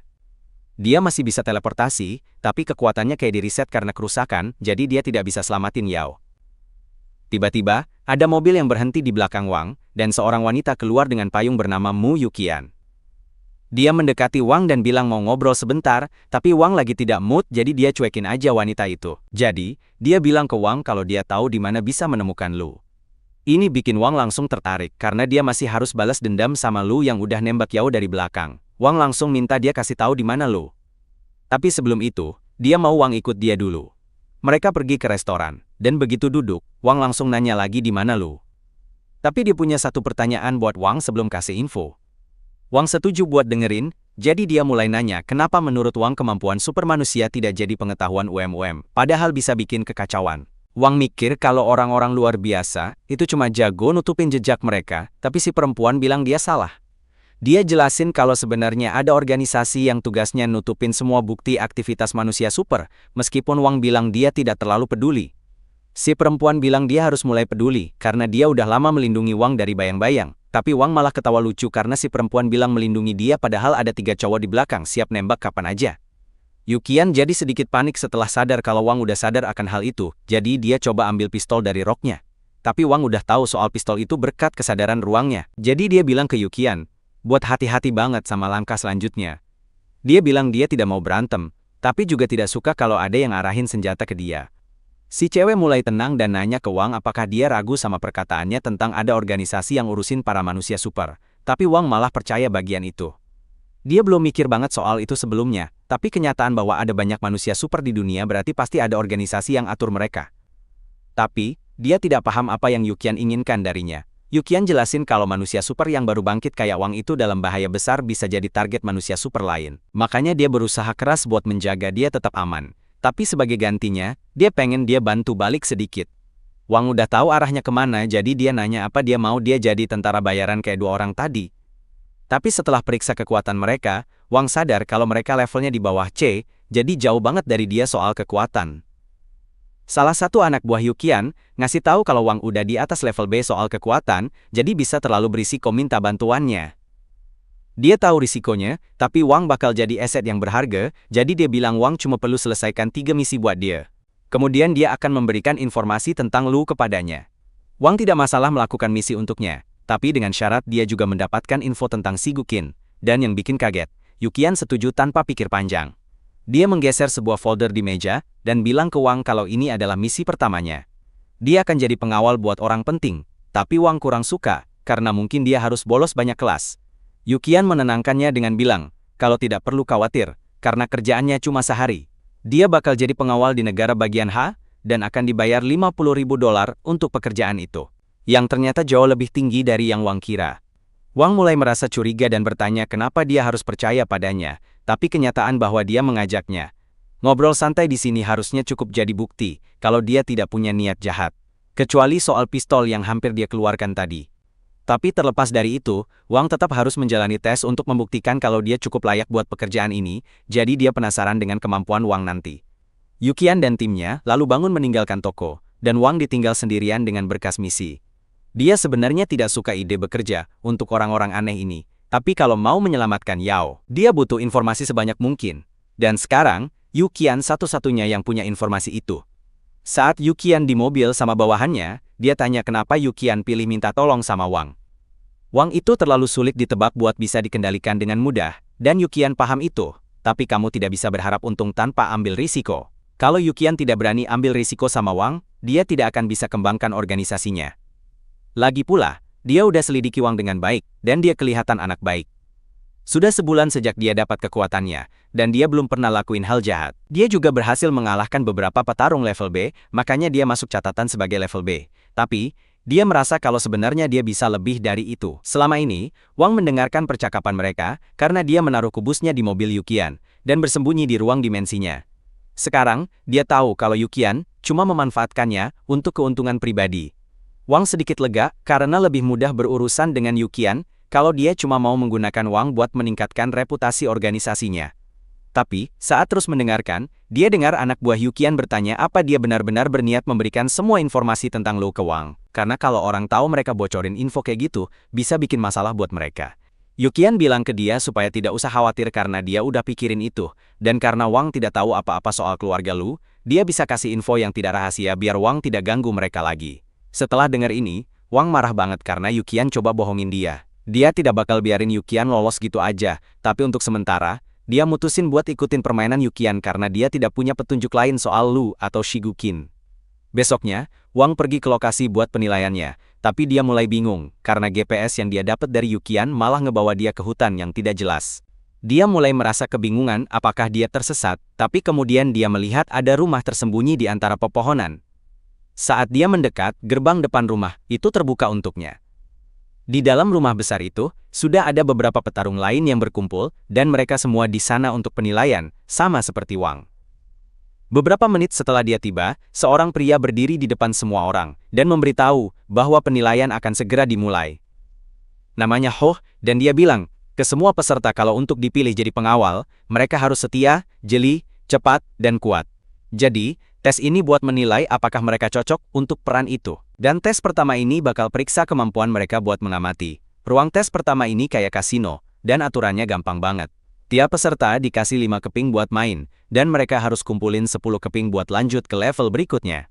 Dan mencuri itu dilarang keras, jadi keping cuma bisa didapetin dengan menangin permainan lawan peserta lain. Wang tidak nyangka bakal ada tes kayak gini, tapi dia seneng karena tidak perlu berantem sama siapapun di sini. Masalahnya sekarang, dia belum tahu cara menangin keping di permainan ini. Seorang pria datang ke sampingnya, dan bilang, yang dia perlu lakuin cuma menangin 5 keping lagi buat lanjut. Kayaknya ini tidak bakal semudah itu. Dia kasih saran ke Wang buat menjauh dari semua mesin slot, karena bahkan di kasino biasa pun mesin slotnya udah diatur, jadi tidak mungkin mereka bisa menang jackpot di sini. Secara statistik, main high-low harusnya kasih peluang bagus buat sukses, tapi bahkan permainan kartu di sini juga udah diatur, jadi main lawan pemilik rumah bakal hampir selalu bikin kalah. Setelah ngomong gitu, dia ada usulan buat Wang, tapi tiba-tiba dia sadar, kalau Wang udah pergi beberapa menit lalu buat cari permainan yang bisa dia menangkan. Sementara itu, Wang lagi jalan-jalan di kasino, dan ketemu permainan yang butuh cari koin yang disembunyiin di bawah cangkir. Orang yang tadi main barusan kehilangan semua chipnya ke penjaga kubus, dan Wang bisa tahu kalau ada yang tidak beres di sini, tapi dia belum yakin apa itu. Pas banget, orang yang tadi datang lagi dan tanya ke Wang kalau dia mau taruhan lawan dia di permainan cangkir itu. Wang tanya balik, yakin mau taruhan? Soalnya kayak ada yang aneh di sini. Tapi si orang itu merasa Wang masih pemula. Jadi, selama dia taruhan lawan Wang, dia tidak bakal kalah. Dia mulai ejek Wang dan nanya apa dia takut. Tapi permainan ini sebenarnya pas banget buat Wang. karena dia punya kemampuan merasain ruang. Jadi Wang akhirnya terima tantangan dari pria itu. Dia taruh semua chip NWA di meja dan bilang dia akan taruhan habis-habisan. Pria itu juga ikutan, yakin banget bakal menang semua chip Wang. Pria itu berusaha keras ikutin gerakan gelas-gelas itu dengan matanya. Tapi pas si wanita selesai mengocok, Wang senyum. Karena dia akhirnya ngerti trik curangnya. Si wanita minta para pemain buat nebak, dan pria itu yakin banget koinnya ada di bawah gelas kiri. Tapi pas giliran Wang nebak, dia bilang koinnya ada di tangan si wanita. Semua orang pikir Wang aneh, dan si wanita coba bujuk dia buat pilih salah satu gelas aja. Dia yakin banget kalau koinnya ada di tangan cewek itu. Dia bahkan pindahin koin dari tangan kiri ke tangan kanan tanpa ada yang sadar, cuma buat coba kerjain Wang. Tapi Wang tidak gampang ketipu sama trik kayak gitu. Jadi, dia minta cewek itu buat buka tangannya dan tunjukin ke semua orang. Cewek itu tidak bisa sembunyiin lagi, jadi dia terpaksa nunjukin kalau koinnya emang ada di tangannya, bikin Wang jadi pemenang taruhan. Secara teknis, cewek itu tidak melanggar aturan, karena main curang tidak dilarang, tapi Wang yakin banget kalau dia lihat koin di bawah gelas kiri, jadi dia masih bingung banget. Setelah mikir lebih lama, dia tiba-tiba sadar apa yang sebenarnya terjadi. Kayaknya si wanita itu punya 2 koin di tangannya pas awal, terus cuma masukin 1 ke dalam cangkir. Pas si pria nebak, ada pintu jebakan yang kebuka di bawah cangkir buat sembunyiin koinnya. Dia dorong si wanita ke samping dan mulai cari-cari pintu jebakan di meja, tapi tidak nemuin apa-apa. Karena tidak ada bukti, wanita itu bilang biar dia terima kekalahan aja. Dia tidak nyangka kena trik sesederhana itu, dan lebih kaget lagi karena orang biasa kayak Wang bisa nebak triknya. Abis itu, Wang lewatin tes-tes lainnya dengan gampang, jadi di akhir penilaian, dia dan beberapa calon lainnya dipilih buat jadi pengawal dalam misi. Begitu semuanya sudah kumpul, mereka dikenalin sama orang yang ngatur acara ini, namanya Pak Piao. Dia ucapin selamat ke semua orang karena berhasil jadi bodyguardnya. Dan dia yakin dengan adanya mereka, pesta nanti bakal seru banget. Dia nggak ada yang mau diomongin lagi, jadi dia minta asistennya Shu buat jelasin syarat dan ketentuan. Shu bilang bakal ada bonus lain selain bayaran pokok 3 juta, tapi Wang kaget denger ini, karena dia bilang cuma dibayar 50.000. Dia nanya ke Shu apa bener soal 3 juta itu, dan Shu jelasin kalau uang mukanya udah dikirim ke agennya, Yukian. Jadi intinya, Wang itu udah kena tipu habis-habisan, tapi ya udahlah, nggak ada yang bisa dia lakukan sekarang. Shu bilang ke semua orang kalau pesta makan malamnya bakal mulai 6 jam lagi, jadi mereka bakal dapat info lengkap pas di perjalanan.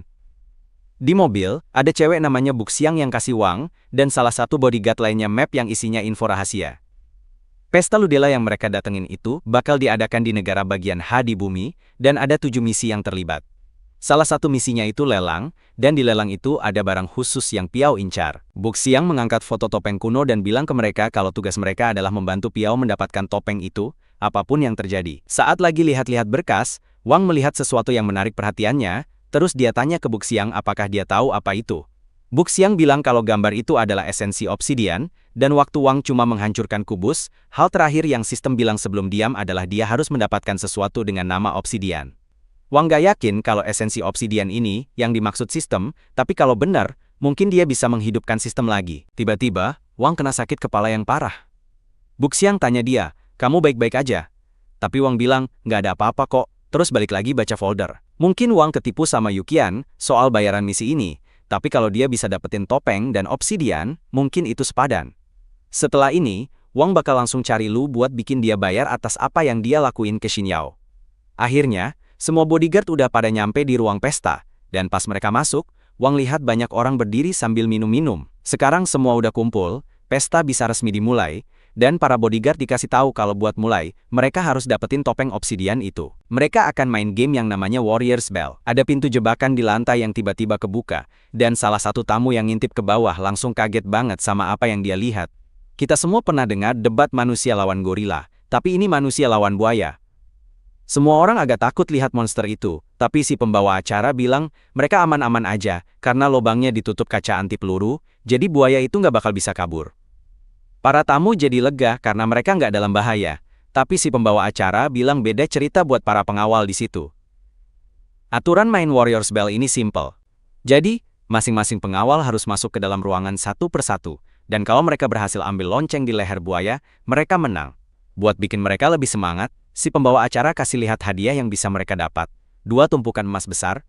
Tapi ada satu aturan dalam permainan ini, begitu masuk ke ruangan, kamu harus keluar dengan lonceng buaya itu, atau kamu mati.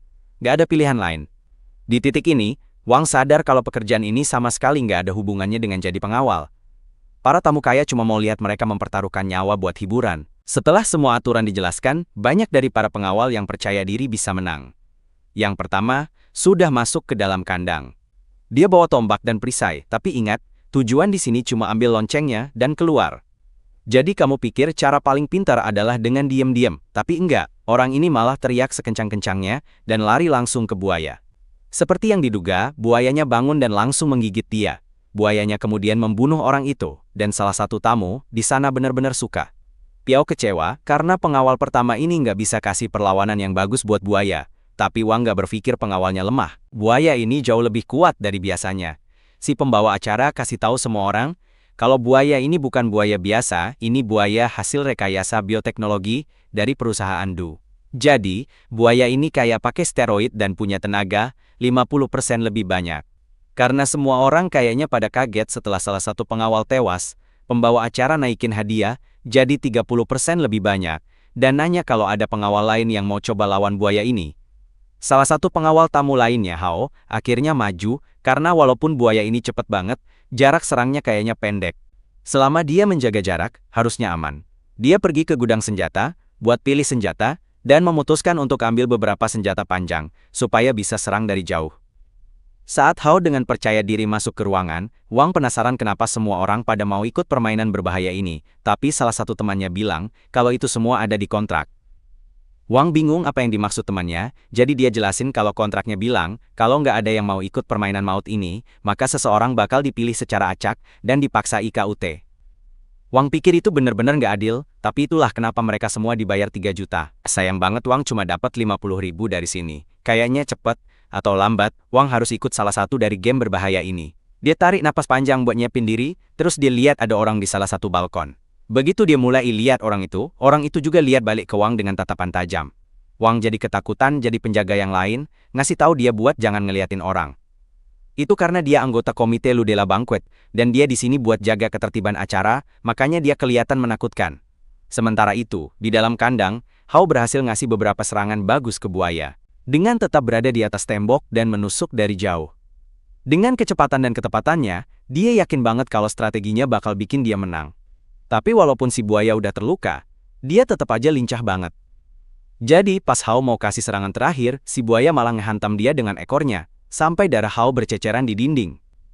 Si komentator emang suka banget sama bagian ini dari pekerjaannya, tapi sekarang, karena Hao udah tewas, mereka harus lanjut. Jadi dia naikin lagi hadiah sebanyak 30% dan nanya siapa lagi yang mau coba. Kali ini, gak ada yang berani lawan si buaya, jadi semuanya diem aja. Tapi terus salah satu bodyguard NYAP yang ngomong sesuatu ke dia, dan tiba-tiba dia bikin pengumuman. Dia bilang ke semua bodyguard NYA kalau ada yang bisa ngalahin buaya itu, dia bakal kasih bonus dengan bayarannya 2 kali lipat dari hadiah utama. Ini bikin para bodyguard langsung mikir, dengan uang segitu mereka bisa langsung lunasin semua utang yang bikin mereka datang ke sini. Wang kaget ngeliat gimana mudahnya orang-orang ini dipengaruhi sama uang. Terus, salah satu bodyguard NYA Sanmu, namanya Modi, datang ke dia dan minta izin buat bertarung mewakili dia. Sanmu kelihatan beneran peduli sama bodyguard NYA. Jadi dia khawatir tentang keadaan Modi, tapi dia setuju untuk membiarkan Modi menantang monster itu. Tapi sebelum Modi bisa masuk ke kandang, ada pengawal lain bernama Du Bajin, yang juga mau ikut tantangan itu. Pembawa acaranya jadi semangat banget karena artinya mereka harus bikin acara last man standing. Tapi Wang belum pernah baca kontraknya, jadi dia nggak tahu itu apa. Cewek di sebelahnya kasih tahu kalau acara last man standing, itu artinya kalau ada 2 petarung yang mau tantangan pada waktu yang sama, mereka harus bertarung sampai salah satu kalah, untuk nentuin siapa yang bisa ikut tantangan. Wang jadi ngerti cara kerjanya, tapi dia bingung kenapa Bajin memilih buat bikin acara last man standing, soalnya meskipun dia berhasil ngalahin Modi, dia mungkin bakal kehabisan tenaga sebelum ketemu buaya. Tapi, yang lain bilang ke Wang kalau dia salah besar. Pas pertarungan mau mulai, Sanmu bilang ke Modi kalau dia menang, dia bakal dapat liburan panjang, kenaikan gaji, dan promosi sebagai hadiah, dan ini bikin Modi semangat banget. Tapi, dia bikin kesalahan dengan berbalik buat ngucapin terima kasih ke Sanmu atas kemurahan hatinya, dan di momen singkat itu, Bajin diam-diam nyerang Modi dari belakang. Bajin langsung gigit leher Modi, dan lagi ngisep tenaganya sampai habis. Dan begitu Bajin selesai, dia langsung mengolok Sanmu, bilang kalau sepertinya Modi nggak bakal bisa liburan lagi. Teman-teman bodyguard Wang jelasin kalau Bajin punya kemampuan buat ningkatin kekuatan bertarungnya dengan nyedot darah targetnya. Semakin kuat targetnya, semakin kuat juga Bajin jadinya. Tapi ada sisi jeleknya, karena setelah efek peningkatan kekuatannya hilang, Bajin bakal takut sama cahaya dan suhu dingin. Komentator kasih selamat buat Bajin karena menang jadi orang terakhir yang berdiri, dan sekarang setelah itu selesai, dia bisa masuk ke kandang buat tantang buaya. Bajin dengan percaya diri masuk, tapi si komentator sadar kalau Bajin gak bawa senjata sama sekali. Jadi dia nanya kenapa. Bajin bilang, gak perlu senjata, apalagi kalau buat lawan buaya kasihan juga. Begitu buaya lihat Bajin, langsung lari ke arahnya. Tapi pas buaya mau gigit, Bajin loncat dan mendarat di mulutnya. Terus, dia cium kepala buaya itu, dan tiba-tiba kepala buaya terpotong bersih. Bajin merasa dirinya lumayan peduli sama hewan, jadi kalau harus bunuh buaya, dia mau buat secepat dan sehalus mungkin. Setelah buaya itu mati, Bajin balik lagi, dan kasih bel ke pembawa acara. Du kasih selamat karena Bajin jadi yang pertama berhasil ngalahin monster. Itu dan seperti yang dijanjiin, dia bisa ambil hadiahnya sekarang. Du kasih selama berhasil selama berhasil selama berhasil selama berhasil selama berhasil selama berhasil. Du kasih selama berhasil selama berhasil selama berhasil selama berhasil selama berhasil selama berhasil. Tapi Bajin curiga dia ambil hasil sekawu, Minama bakal ambil hasil selama berhasil selama berhasil. Jadi dia bilang berhasil selama berhasil selama berhasil selama berhasil selama berhasil selama berhasil selama berhasil selama berhasil selama berhasil selama berhasil selama berhasil selama berhasil selama berhasil selama berhasil. Tapi setelah monster pertama beres, para tamu tanya ke Du, apakah masih ada yang lain yang bisa ditunjukin?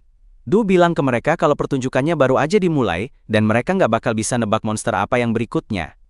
Para tamu nggak yakin ada yang bisa ngalahin buaya yang baru aja dikalahin. Du bilang ke mereka kalau ini sesuatu yang spesial. Pas monster itu dilepas, Wang bisa ngerasain ada bahaya yang bakal datang, dan beberapa detik kemudian makhluk itu muncul. Ini monster yang punya kecepatan kayak mobil balap dan kekuatan setara puluhan beruang, namanya Tao nomor 7. Semua orang mulai panik begitu lihat monster yang baru aja Du lepas, dan Du bangga banget sama ciptaannya. Dia bilang ke mereka kalau kelemahan monster itu cuma satu, terlalu kejam. Monster ini cenderung bunuh semua manusia di sekitarnya, termasuk orang malang yang tugasnya ngikat lonceng di lehernya. Tapi Du sih nggak peduli sama nyawa orang tak bersalah. Jadi setelah Tao selesai makan, dia tanya siapa pahlawan pemberani yang mau maju duluan. Wang belakangan ini punya firasat aneh, kayak ada yang sengaja bikin masalah, dan itu bukan Du. Dia curiga ada pengkhianat di timnya, tapi dia belum yakin siapa, jadi dia memutuskan buat nunggu dan lihat gimana keadaannya. Du mengeluarkan beberapa batang emas lagi, dan bilang ke semua orang kalau hadiahnya buat ngalahin Tao, bakal 2 kali lipat dari buat ngalahin buaya. Gak lama, ada penantang yang maju. Si penantang masuk ke dalam kandang, bawa pedang dan coba nebas Tao. Tapi dia kaget karena Tao malah gak peduli, dan malah lompat nyerang langit-langit. Orang-orang udah agak takut pas pertama kali lihat Tao, tapi sekarang mereka lebih takut lagi karena Tao mulai nyakar kaca yang katanya gak bisa ditembus. Mereka mulai panik banget. Du coba nenangin semua orang, bilang kalau kaca itu nggak mungkin pecah. Tapi terus, Tao nyundul kacanya pakai kepala, dan retak dong. Jadi sekarang Du juga jadi ragu. Sementara itu, di dalam kandang, ada penantang yang ngerasa diremehin karena Tao ngacangin dia. Dia langsung nyerang dari belakang, pas Tao lagi nggak lihat. Tapi sayangnya, Tao tuh cepet banget, jadi serangannya malah total zonk, nggak kena sama sekali. Tiba-tiba Tao udah ada di belakang dia aja. Dan cuma dengan 1 kali serang pakai cakar, si noob acak langsung tewas. Abis itu, Tao ngambil pedang milik si penantang tadi, lalu menatap langsung ke arah Du, karena ingin balas dendam ke majikannya yang kejam.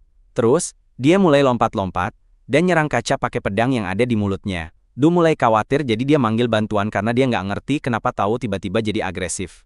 Sementara Du masih bingung, Wang udah tahu penyebabnya. Ternyata, agresifnya Tao itu gara-gara racun emas. Pas dia lagi lawan buaya, dia taburin sedikit debu emas di lantai, tapi cuma Wang yang nyadar. Awalnya Wang pikir itu buat ngasih keuntungan lawan buaya. Sekarang jelas banget kalau semuanya buat nyiapin insiden ini. Pas banget Tao berhasil nembus kaca, dan semua orang jadi panik total, terutama Du soalnya Tao punya masalah sama dia. Tao udah siap nyerang, tapi pas mau nyerang Du, Murong langsung datang, dan nendang Tao menjauh. Du berterima kasih ke Murong, karena udah nyelamatin dia, terus langsung kabur, biar Tao gak bisa coba bunuh dia lagi. Tapi sebelum pergi, Du nanya Murong, apa perlu panggil beberapa penjaga bersenjata buat bantu netralisir Tao. Murong bilang gak perlu, soalnya penjaga biasa cuma bakal bikin diri mereka terbunuh. Sementara itu, di timnya Piao dengan polos nanya ke Du apakah ini masih bagian dari pertunjukan buat alihin perhatian, tapi Wang tahu kalau tim ini yang ada di balik semua ini. Di saat yang sama, Muxia pelan-pelan pergi dari kerumunan, tapi Wang gak manggil perhatian ke situ, karena semua kekacauan ini justru menguntungkan dia. Dengan situasi yang kayak gini, keamanan pasti jadi longgar, jadi dia bisa manfaatin kesempatan buat nyolong obsidian dari brankas harta dan cabut dari sini. Dia mulai jalan pergi, tapi pas dia mau pergi, unit pertahanan khususnya Do, 4 penjaga ketertiban, datang. Salah satu dari mereka ngasih tahu semua orang kalau gak perlu panik karena mereka bakal ngalahin Tao. Dan langsung aja, anggota kedua mukul kepala Tao sampai nancep ke lantai, bikin dia langsung pingsan. Mereka menyelesaikan masalah itu lebih cepat dari yang Wang kira, jadi dia agak kecewa. Tapi terus dia sadar kalau Muxia belum balik, jadi pasti ada sesuatu yang dia lakukan. Sementara itu, di lorong-lorong mansion, tim keamanan baru aja dikasih tahu kalau ada insiden di aula utama, tapi para penjaga ketertiban udah turun tangan dan beresin masalahnya, jadi nggak perlu khawatir. Pas banget, lampu di lorong-lorong mati, tapi para penjaga nggak terlalu ambil pusing, dan cuma mikir mungkin ada masalah kabel. Beberapa saat kemudian, salah satu penjaga dengar suara di belakangnya, jadi dia pergi periksa, tapi pas dia lagi periksa, Muxia berhasil ngalahin partnernya, dan beberapa detik kemudian, dia juga ngejatuhin penjaga itu. Dia ngurung kedua penjaga di lemari penyimpanan dan lanjut jalan, tapi harus hati-hati sama kamera keamanan. Jadi, dia pencet tombol buat matiin sementara rekaman kamera, biar bisa lewat tanpa ketahuan. Dia terus turun lewat poros lift, dan pas sampai bawah, dia buka pintu lift pakai tangan kosong. Ada pintu kedua yang harus dia lewatin, tapi yang ini butuh scan biometrik. Jadi, dia pakai sarung tangan dengan sidik jari palsu buat ngerjain scanner, biar ngasih akses ke ruang harta. Tapi, meskipun udah hati-hati banget, dia tetap ketangkep sama salah satu penjaga.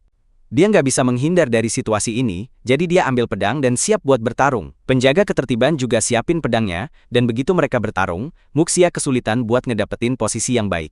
Di satu momen, dia hampir kena tebas, tapi dia berhasil menghindar di detik terakhir.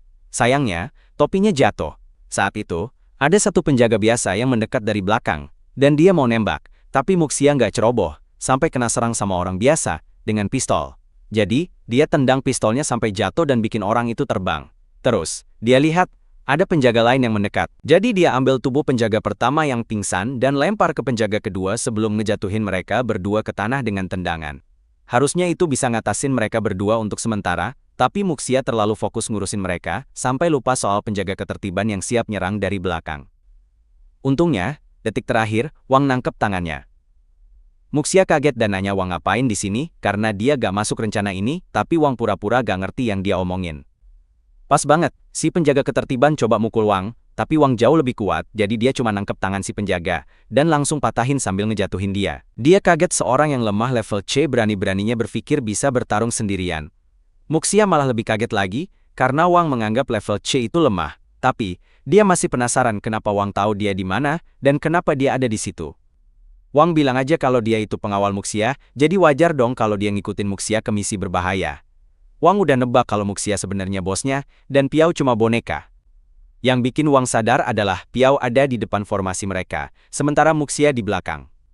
Walaupun Piao cukup kuat buat jaga diri, nggak masuk akal kalau bos berdiri di depan pengawalnya. Artinya Muxia adalah bos sebenarnya dari awal. Muxia ngaku kalau Wang bener, tapi kayaknya udah gak penting lagi. Karena keributan yang baru mereka buat pasti bakal menarik perhatian, jadi penjaga-penjaga lain mungkin bakal sampai dalam 2 menit. Karena cuma punya 2 menit, Wang bilang, mending mereka cepetan cari harta karunnya sebelum ketangkep, tapi itu lebih gampang diomongin daripada dilakukan. Muxia bisa nyelinap sejauh ini, tapi ini cuma berangkas tipuan, dan dia gak tahu di mana letak yang sebenarnya. Wang ngeliat ke arahnya, dan bilang dia punya pertanyaan. Dia kelihatan pede banget sama rencananya tadi, jadi dia pengen tahu apakah Muxia punya rencana buat kabur dari tempat ini. Jadi Wang nawarin buat bikin kesepakatan. Dia bakal bantu Muxia cari ruang harta karun, tapi sebagai gantinya, dia mau kabur bareng Muxia. Muxia oke-oke aja, tapi dia penasaran gimana Wang bisa tahu di mana ruang harta karun itu padahal dia belum pernah ke sini. Tapi Wang punya kemampuan spesial deteksi, jadi dia udah bisa ngerasain di mana ruangan penuh harta itu.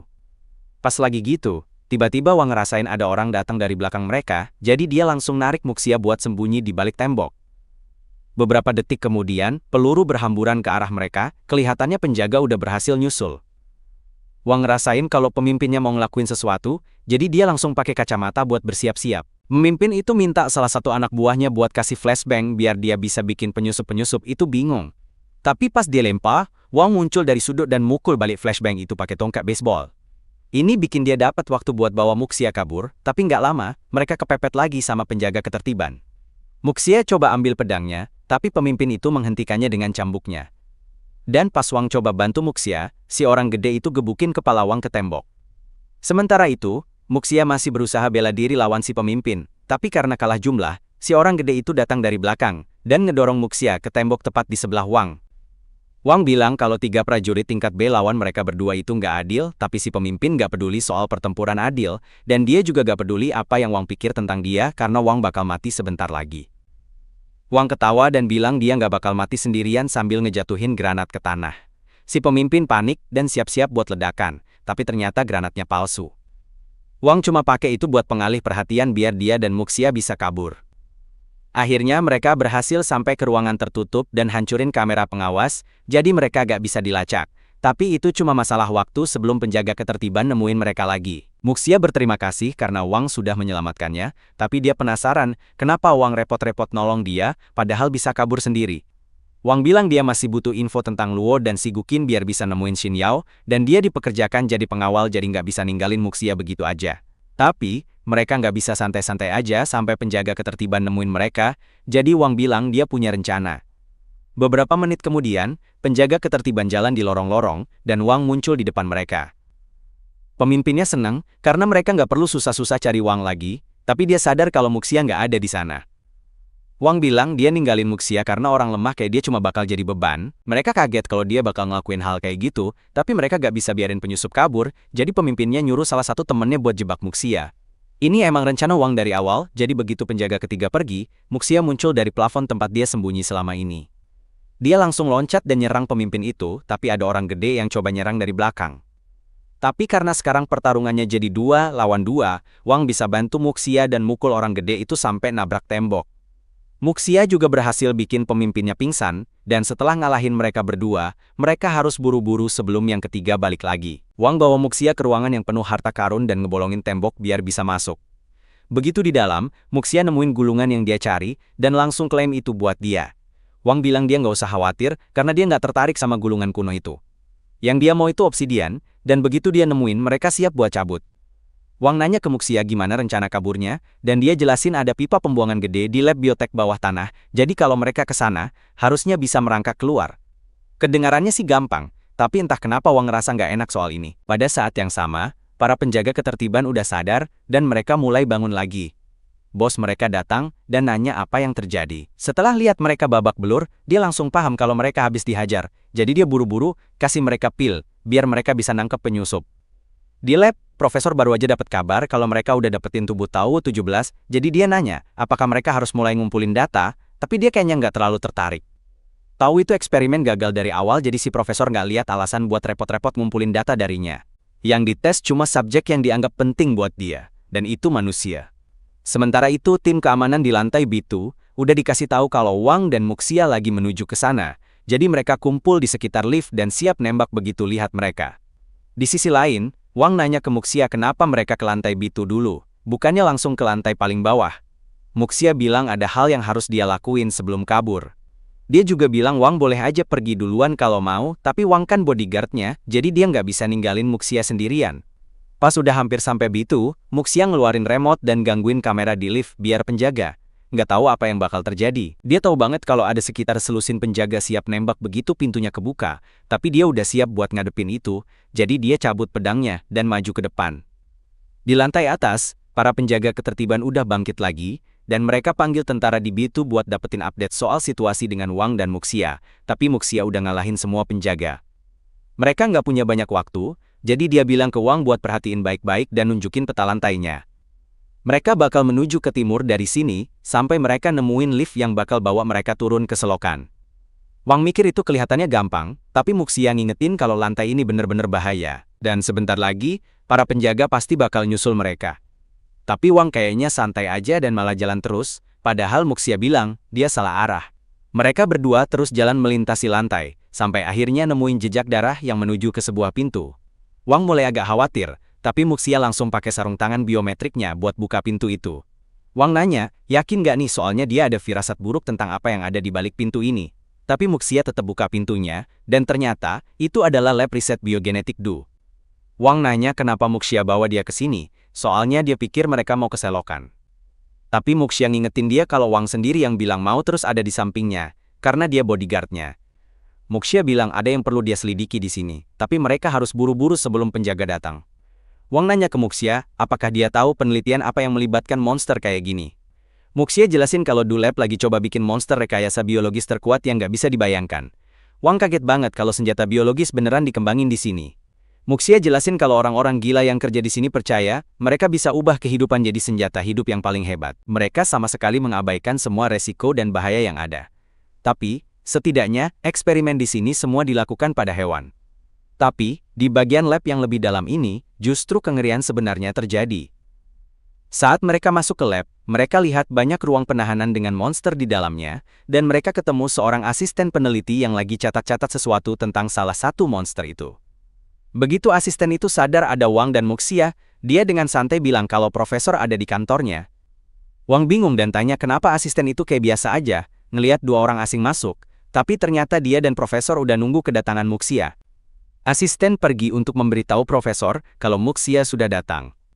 Jadi, dia meminta asisten untuk memindahkan semua data yang mereka kumpulkan, sementara dia pergi bicara dengan Muxia. Profesor menyambut Muxia, tapi Muxia nggak mau basa-basi. Dia langsung bilang ke profesor, buat kasih obat terapi gen yang dijanjikan, biar dia bisa nyembuhin kakeknya. Muxia bawa harta dari berangkas sebagai pembayaran, sesuai permintaan profesor, tapi sebelum dia kasih harta itu, profesor harus buktiin kalau obatnya beneran bakal berhasil. Profesor ingat perjanjian mereka, tapi masalahnya, dia nggak punya obatnya. Sebagai gantinya, dia nunjukin penelitiannya yang nunjukin kalau tubuh manusia bisa ditingkatkan banget dengan DNA lintas spesies. Dia udah berhasil bikin tingkat fusi antar spesies sampai 95% dan udah hampir bikin terobosan besar. Tapi terus Du malah motong dana penelitiannya. Muxia nanya kenapa Du menghentikan penelitian profesor itu kalau memang menjanjikan, dan profesor bilang alasan Du itu soal hak asasi manusia atau etika. Tapi dia nggak peduli sama sekali. Yang penting buat dia cuma eksperimen manusianya dan mencapai puncak biologi. Wang kaget pas tahu kalau profesor itu pakai manusia buat percobaan, tapi profesor itu nggak lihat ada yang salah. Menurut dia, itu pengorbanan yang perlu demi mendapatkan pengetahuan yang lebih besar. Begitu penelitiannya selesai, dia bisa menghilangkan semua masalah biologis, termasuk penuaan dan penyakit, jadi siapa peduli kalau dia uji coba ke beberapa manusia buat mewujudkannya. Bahkan, ada beberapa ilmuwan lain yang ngerjain penelitian yang sama, tapi nggak ada yang bisa capai hasil kayak dia. Muxia udah muak sama pidato fanatik si profesor, jadi dia dorong si profesor ke kaca dan bilang buat kasih obat yang bisa nyelamatin kakeknya. Tapi, si profesor bilang kalau obatnya belum siap, tapi kalau Muxia kasih harta, dia bisa dapat dana buat lanjutin penelitiannya. Dan dengan sedikit lagi eksperimen manusia, dia seharusnya bisa bikin obat yang dia mau, tapi itu bukan kesepakatannya, jadi Muxia mulai mukulin profesor itu. Dia mau kerja sama orang kayak dia kalau bisa nyelamatin kakeknya, tapi sekarang dia bilang gak bisa penuhi janjinya, dan masih aja mau Muxia kasih harta itu. Muxia ngangkat pedangnya, dan mau bunuh profesor itu, tapi asistennya profesor ngeluarin pistol, dan nyuruh Muxia buat lepasin dia, atau dia bakal nembak. Pistol bukan ancaman besar buat Muxia, tapi abis denger asistennya bilang, dia cuma pengganggu yang gak penting buat penelitian profesor. Muxia ngejatuhin profesor, cuma biar bisa hajar asistennya. Muxia sekarang sadar kalau dia bego banget udah berharap sama profesor, tapi untungnya dia masih punya rencana lain buat nyelamatin kakeknya. Dia mau hancurin lab ini pas keluar, biar riset si profesor berhenti. Tapi pas dia ngomongin semua ini, Wang rasa ada energi ngumpul di dadanya, dan beberapa detik kemudian dia ketarik ke sistemnya. Muxia nyuruh Wang buat bantu ngancurin lab, tapi terus dia kaget pas balik badan, dan lihat Wang udah nggak ada. Dia nggak tahu Wang kemana. Jadi dia mikir Wang ninggalin dia biar bisa kabur sendiri, dan dia kesel banget soal ini. Tapi itu berarti dia harus menghancurkan labnya sendiri. Pas Muxia pergi, profesor itu memohon supaya dia jangan melakukan ini, karena lab ini adalah karya hidupnya, dan semua eksperimennya sudah kayak anak-anak buat dia. Tapi Muxia nggak peduli sama sekali soal perasaan profesor itu terhadap eksperimennya. Sementara itu, di kubus Wang dia nemuin kalau sistemnya akhirnya balik online. Sistemnya baru selesai menyerap esensi obsidian, dan itu ngasih cukup energi buat lepas, dan Wang senang bisa dengar suara sistemnya lagi. Sistemnya kasih tahu kalau energi dari obsidian itu juga udah upgrade kemampuan Wang, jadi ukuran ruang penyimpanan kubusnya sekarang jadi 5 meter, dan dia bisa teleportasi 2 kali lebih jauh dari sebelumnya. Dia juga punya kemampuan baru, namanya Divine Bestowal, yang bikin dia bisa sementara bagi-bagi kekuatannya, termasuk teleportasi ke orang lain.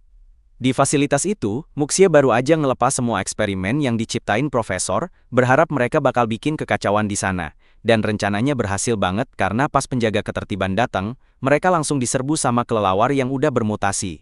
Pemimpinnya nyuruh temennya buat ngurusin kelelawar-kelelawar, itu karena jelas banget para prajurit nggak sanggup ngatasin mereka. Jadi dia pakai kekuatan apinya buat ngebakar kelelawar-kelelawar itu sampai jadi abu.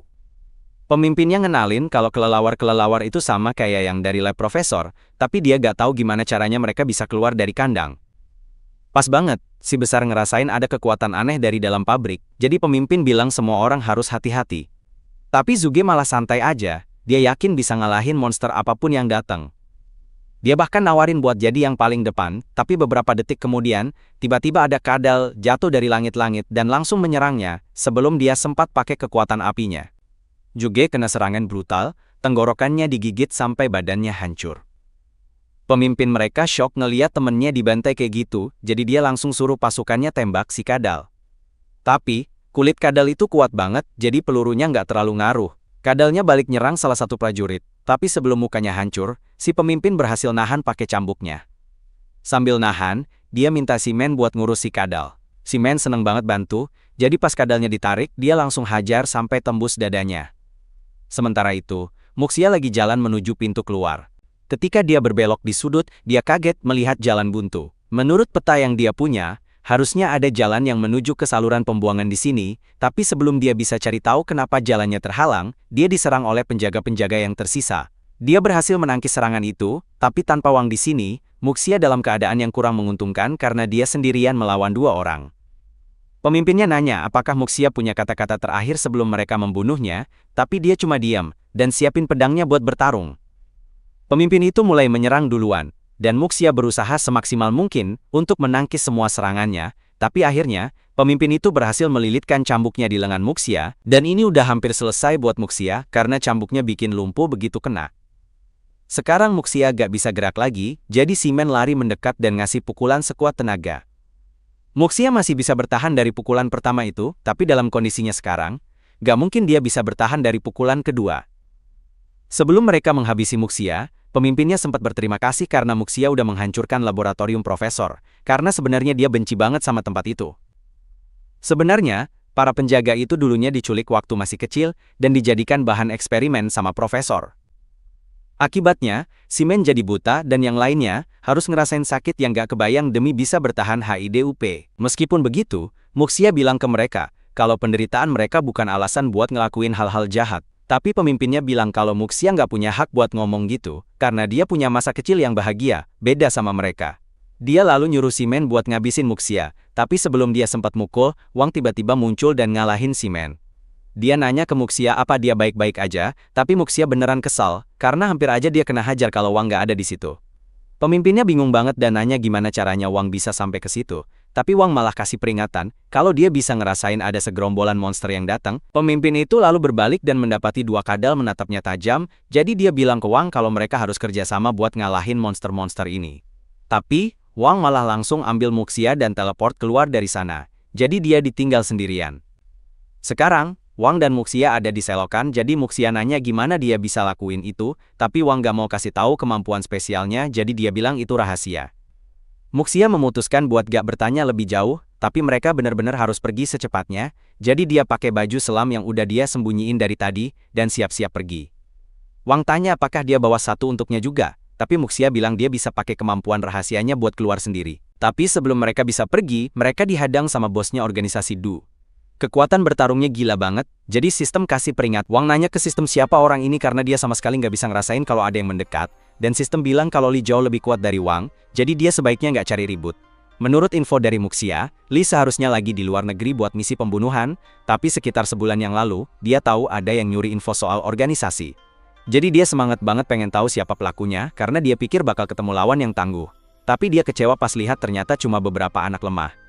Muxia panik banget karena dia nggak tahu harus gimana pas Li mendekat. Awalnya dia cuma mau bunuh penyusup itu dan beres, tapi beberapa anak buahnya baru aja mati, jadi dia nawarin Muxia buat jadi kelinci percobaan baru. Tapi, sebelum Li bisa nangkep Muxia, Wang langsung pegang tangan Li buat nahan. Wang coba nusuk Li pakai belati, tapi Li berhasil blok pakai lengannya, dan langsung ubah tangannya jadi kapal buat balas serang. Di organisasi, Li punya julukan Iron Fist, tapi Muxia gak nyangka kalau tangan Li beneran dari besi. Wang agak kesulitan buat ngelawan Li, jadi Muxia pengen bantu, dan coba targetin tangan Li yang lain. Li tiba-tiba muterin sikunya. biar bisa ngelindungin diri dari serangan Muxia. Muxia kaget banget, dia gak nyangka Li bisa gerakin sendinya kayak gitu. Serangan dadakan Muxia bikin Li marah, dia langsung nendang Wang menjauh dan fokus ke Muxia. Muxia mundur, tapi dia tahu gak bakal bisa kabur dari Li. Li bilang, dia bakal nikmatin banget ngebunuh Muxia. Tapi sebelum Li sempet ngapain, Wang tiba-tiba muncul di belakangnya dan nendang mukanya.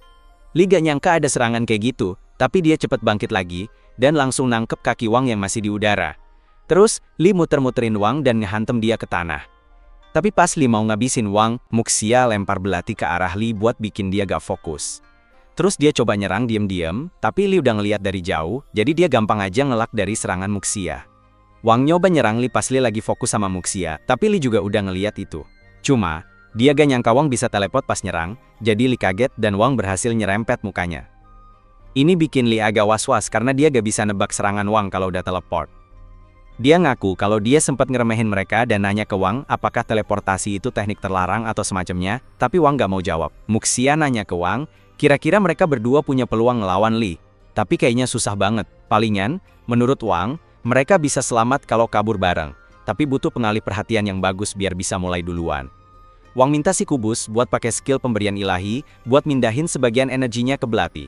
Tapi cuma 25% energinya Wang yang bisa masuk ke belati sekarang. Dan sistem ngasih tahu kalau risiko meledaknya naik 60%. Juga, bakal butuh waktu buat sistemnya mindahin energi itu. Pas sistemnya lagi ngerjain itu, semua kemampuan Wang yang lain jadi nggak bisa dipakai, jadi dia nggak bisa teleportasi selama beberapa menit. Wang tetap pengen sistemnya jalan, tapi pas dia lagi ngobrol sama sistem, Li lihat dia melamun dan langsung nyerang mendadak. Dia mukul perut Wang kuat banget sampai mata Wang jadi putih, dan dia jatuh ke tanah. Muxia coba bantu Wang, tapi jelas dia kalah jauh sama Li, jadi Li bahkan gak anggap serius dan langsung ngebuang pedangnya. Wang teriak ke Muxia buat tiarap biar dia bisa nendang Li, tapi Li dengan gampang nangkep kakinya dan ngehantam dia ke tanah. Muxia sekali lagi coba nolongin Wang, tapi Li narik rambutnya dan mukul dia keras banget sampai mulutnya berdarah. Terus, dia lempar Muxia ke air got yang kotor, dan gak lama kemudian, Wang juga kena hal yang sama. Li heran kenapa Wang gak pakai teleportasinya lagi, padahal itu satu-satunya trik yang bisa bikin dia kaget. Ternyata, teleportasi Wang lagi gak bisa dipakai. Muxia nanya ke Wang apakah dia baik-baik aja, dan Wang bilang dia oke, tapi bakal susah buat ngalahin Li. Jadi, dia nyuruh Muxia buat pergi secepat mungkin sementara dia tahan Li. Wang lempar granat ke Li dan Li nangkep, tapi terus granatnya meledak. Jadi, ada asap tebal yang muncul, dan Muxia sama Wang pakai kesempatan itu buat kabur. Tapi tiba-tiba Li muncul dari balik asap dan coba nangkep Muxia, jadi Wang harus nahan dia. Sayangnya, Li dengan gampangnya ngehantam Wang ke tanah lagi. Muxia balik lagi dan coba nyerang, tapi Li juga ngehantam dia. Mereka berdua nggak bisa ngimbangin serangan Li, tapi Wang nggak mau nyerah. Dia bangkit lagi dan siap buat ronde kedua. Tapi Li udah mulai bosen mukulin Wang terus-terusan, jadi dia mukul perut Wang, dan bilang buat nyerah aja. Meskipun gitu, Wang terus nyerang aja, bikin Li makin marah. Li udah ngerencanain buat bikin Wang ngerasain sesuatu yang lebih buruk dari kematian, karena udah bikin dia kesel. Wang mulai khawatir, jadi dia nanya ke sistem berapa lama lagi sampai belati siap.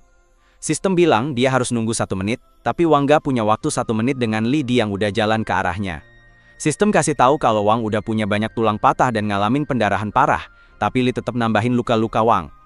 Dia heran kenapa Wang berusaha sekeras itu, tapi kayaknya gak penting, karena Wang bakal mati sebentar lagi. Dia nanya ke Wang bagian tubuh mana yang mau dia korbankan duluan dan mulai mencekiknya. Sementara Li sibuk banget ngeliatin cipratan darah Wang, Muxia bisa nyelinap dari belakang dan nusuk dadanya. Wang gak nyangka Muxia balik lagi karena dia punya kesempatan buat kabur sendiri, tapi dia berhutang nyawa ke Wang, jadi dia cuma balas budi. Dia mulai jalan ke arah Wang buat periksa keadaannya, tapi tiba-tiba sistem kasih tahu Wang kalau tanda-tanda vital Li masih stabil, walaupun udah ditusuk pedang.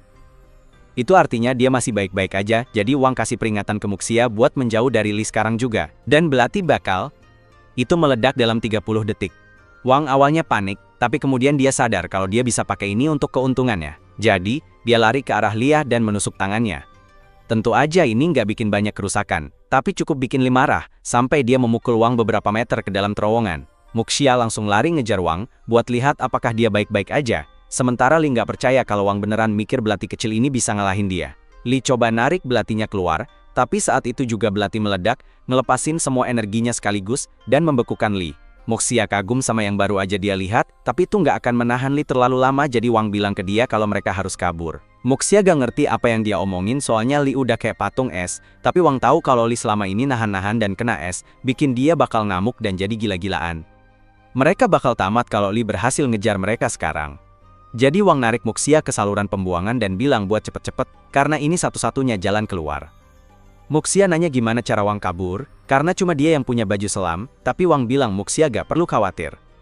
Muxia nolak ninggalin Wang karena dia udah banyak bantuin, tapi kalau dia gak cepet pergi, mereka berdua gak bakal bisa keluar dari sini karena Li udah berhasil lepas dari es dan lari ke arah mereka. Wang dorong Muxia sampai jatuh dari tepi terowongan dan langsung hadap ke Li, tapi Li belum nyerah, karena dia masih punya satu trik lagi.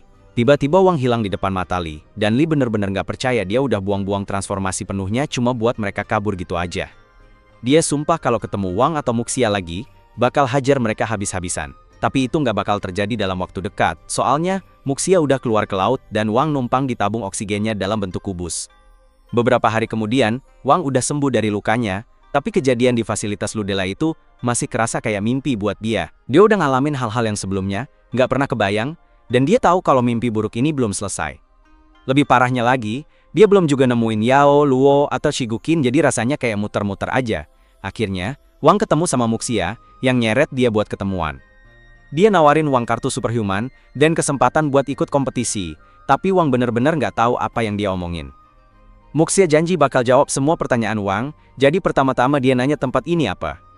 Muxia tekan tombol buat buka tirai dan jelasin kalau ATC ini adalah fasilitas latihan buat ngelatih superhuman untuk persiapan World Superhuman Tournament yang bakal datang. Dan Muxia milih Wang buat jadi anggota timnya.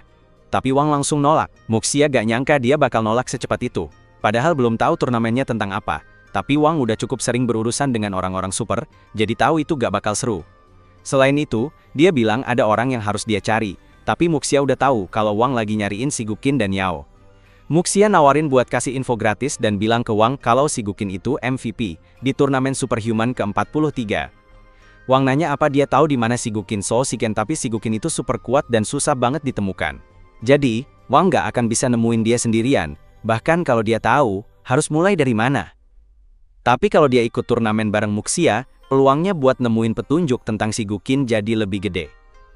Dengan pemahaman ini, Wang setuju gabung ke timnya Muxia, dengan syarat Muxia bakal bantu sekuat tenaga buat cari Shigukin. Dan Muxia senang banget nerima, karena akhirnya dia punya cukup anggota buat ikutan.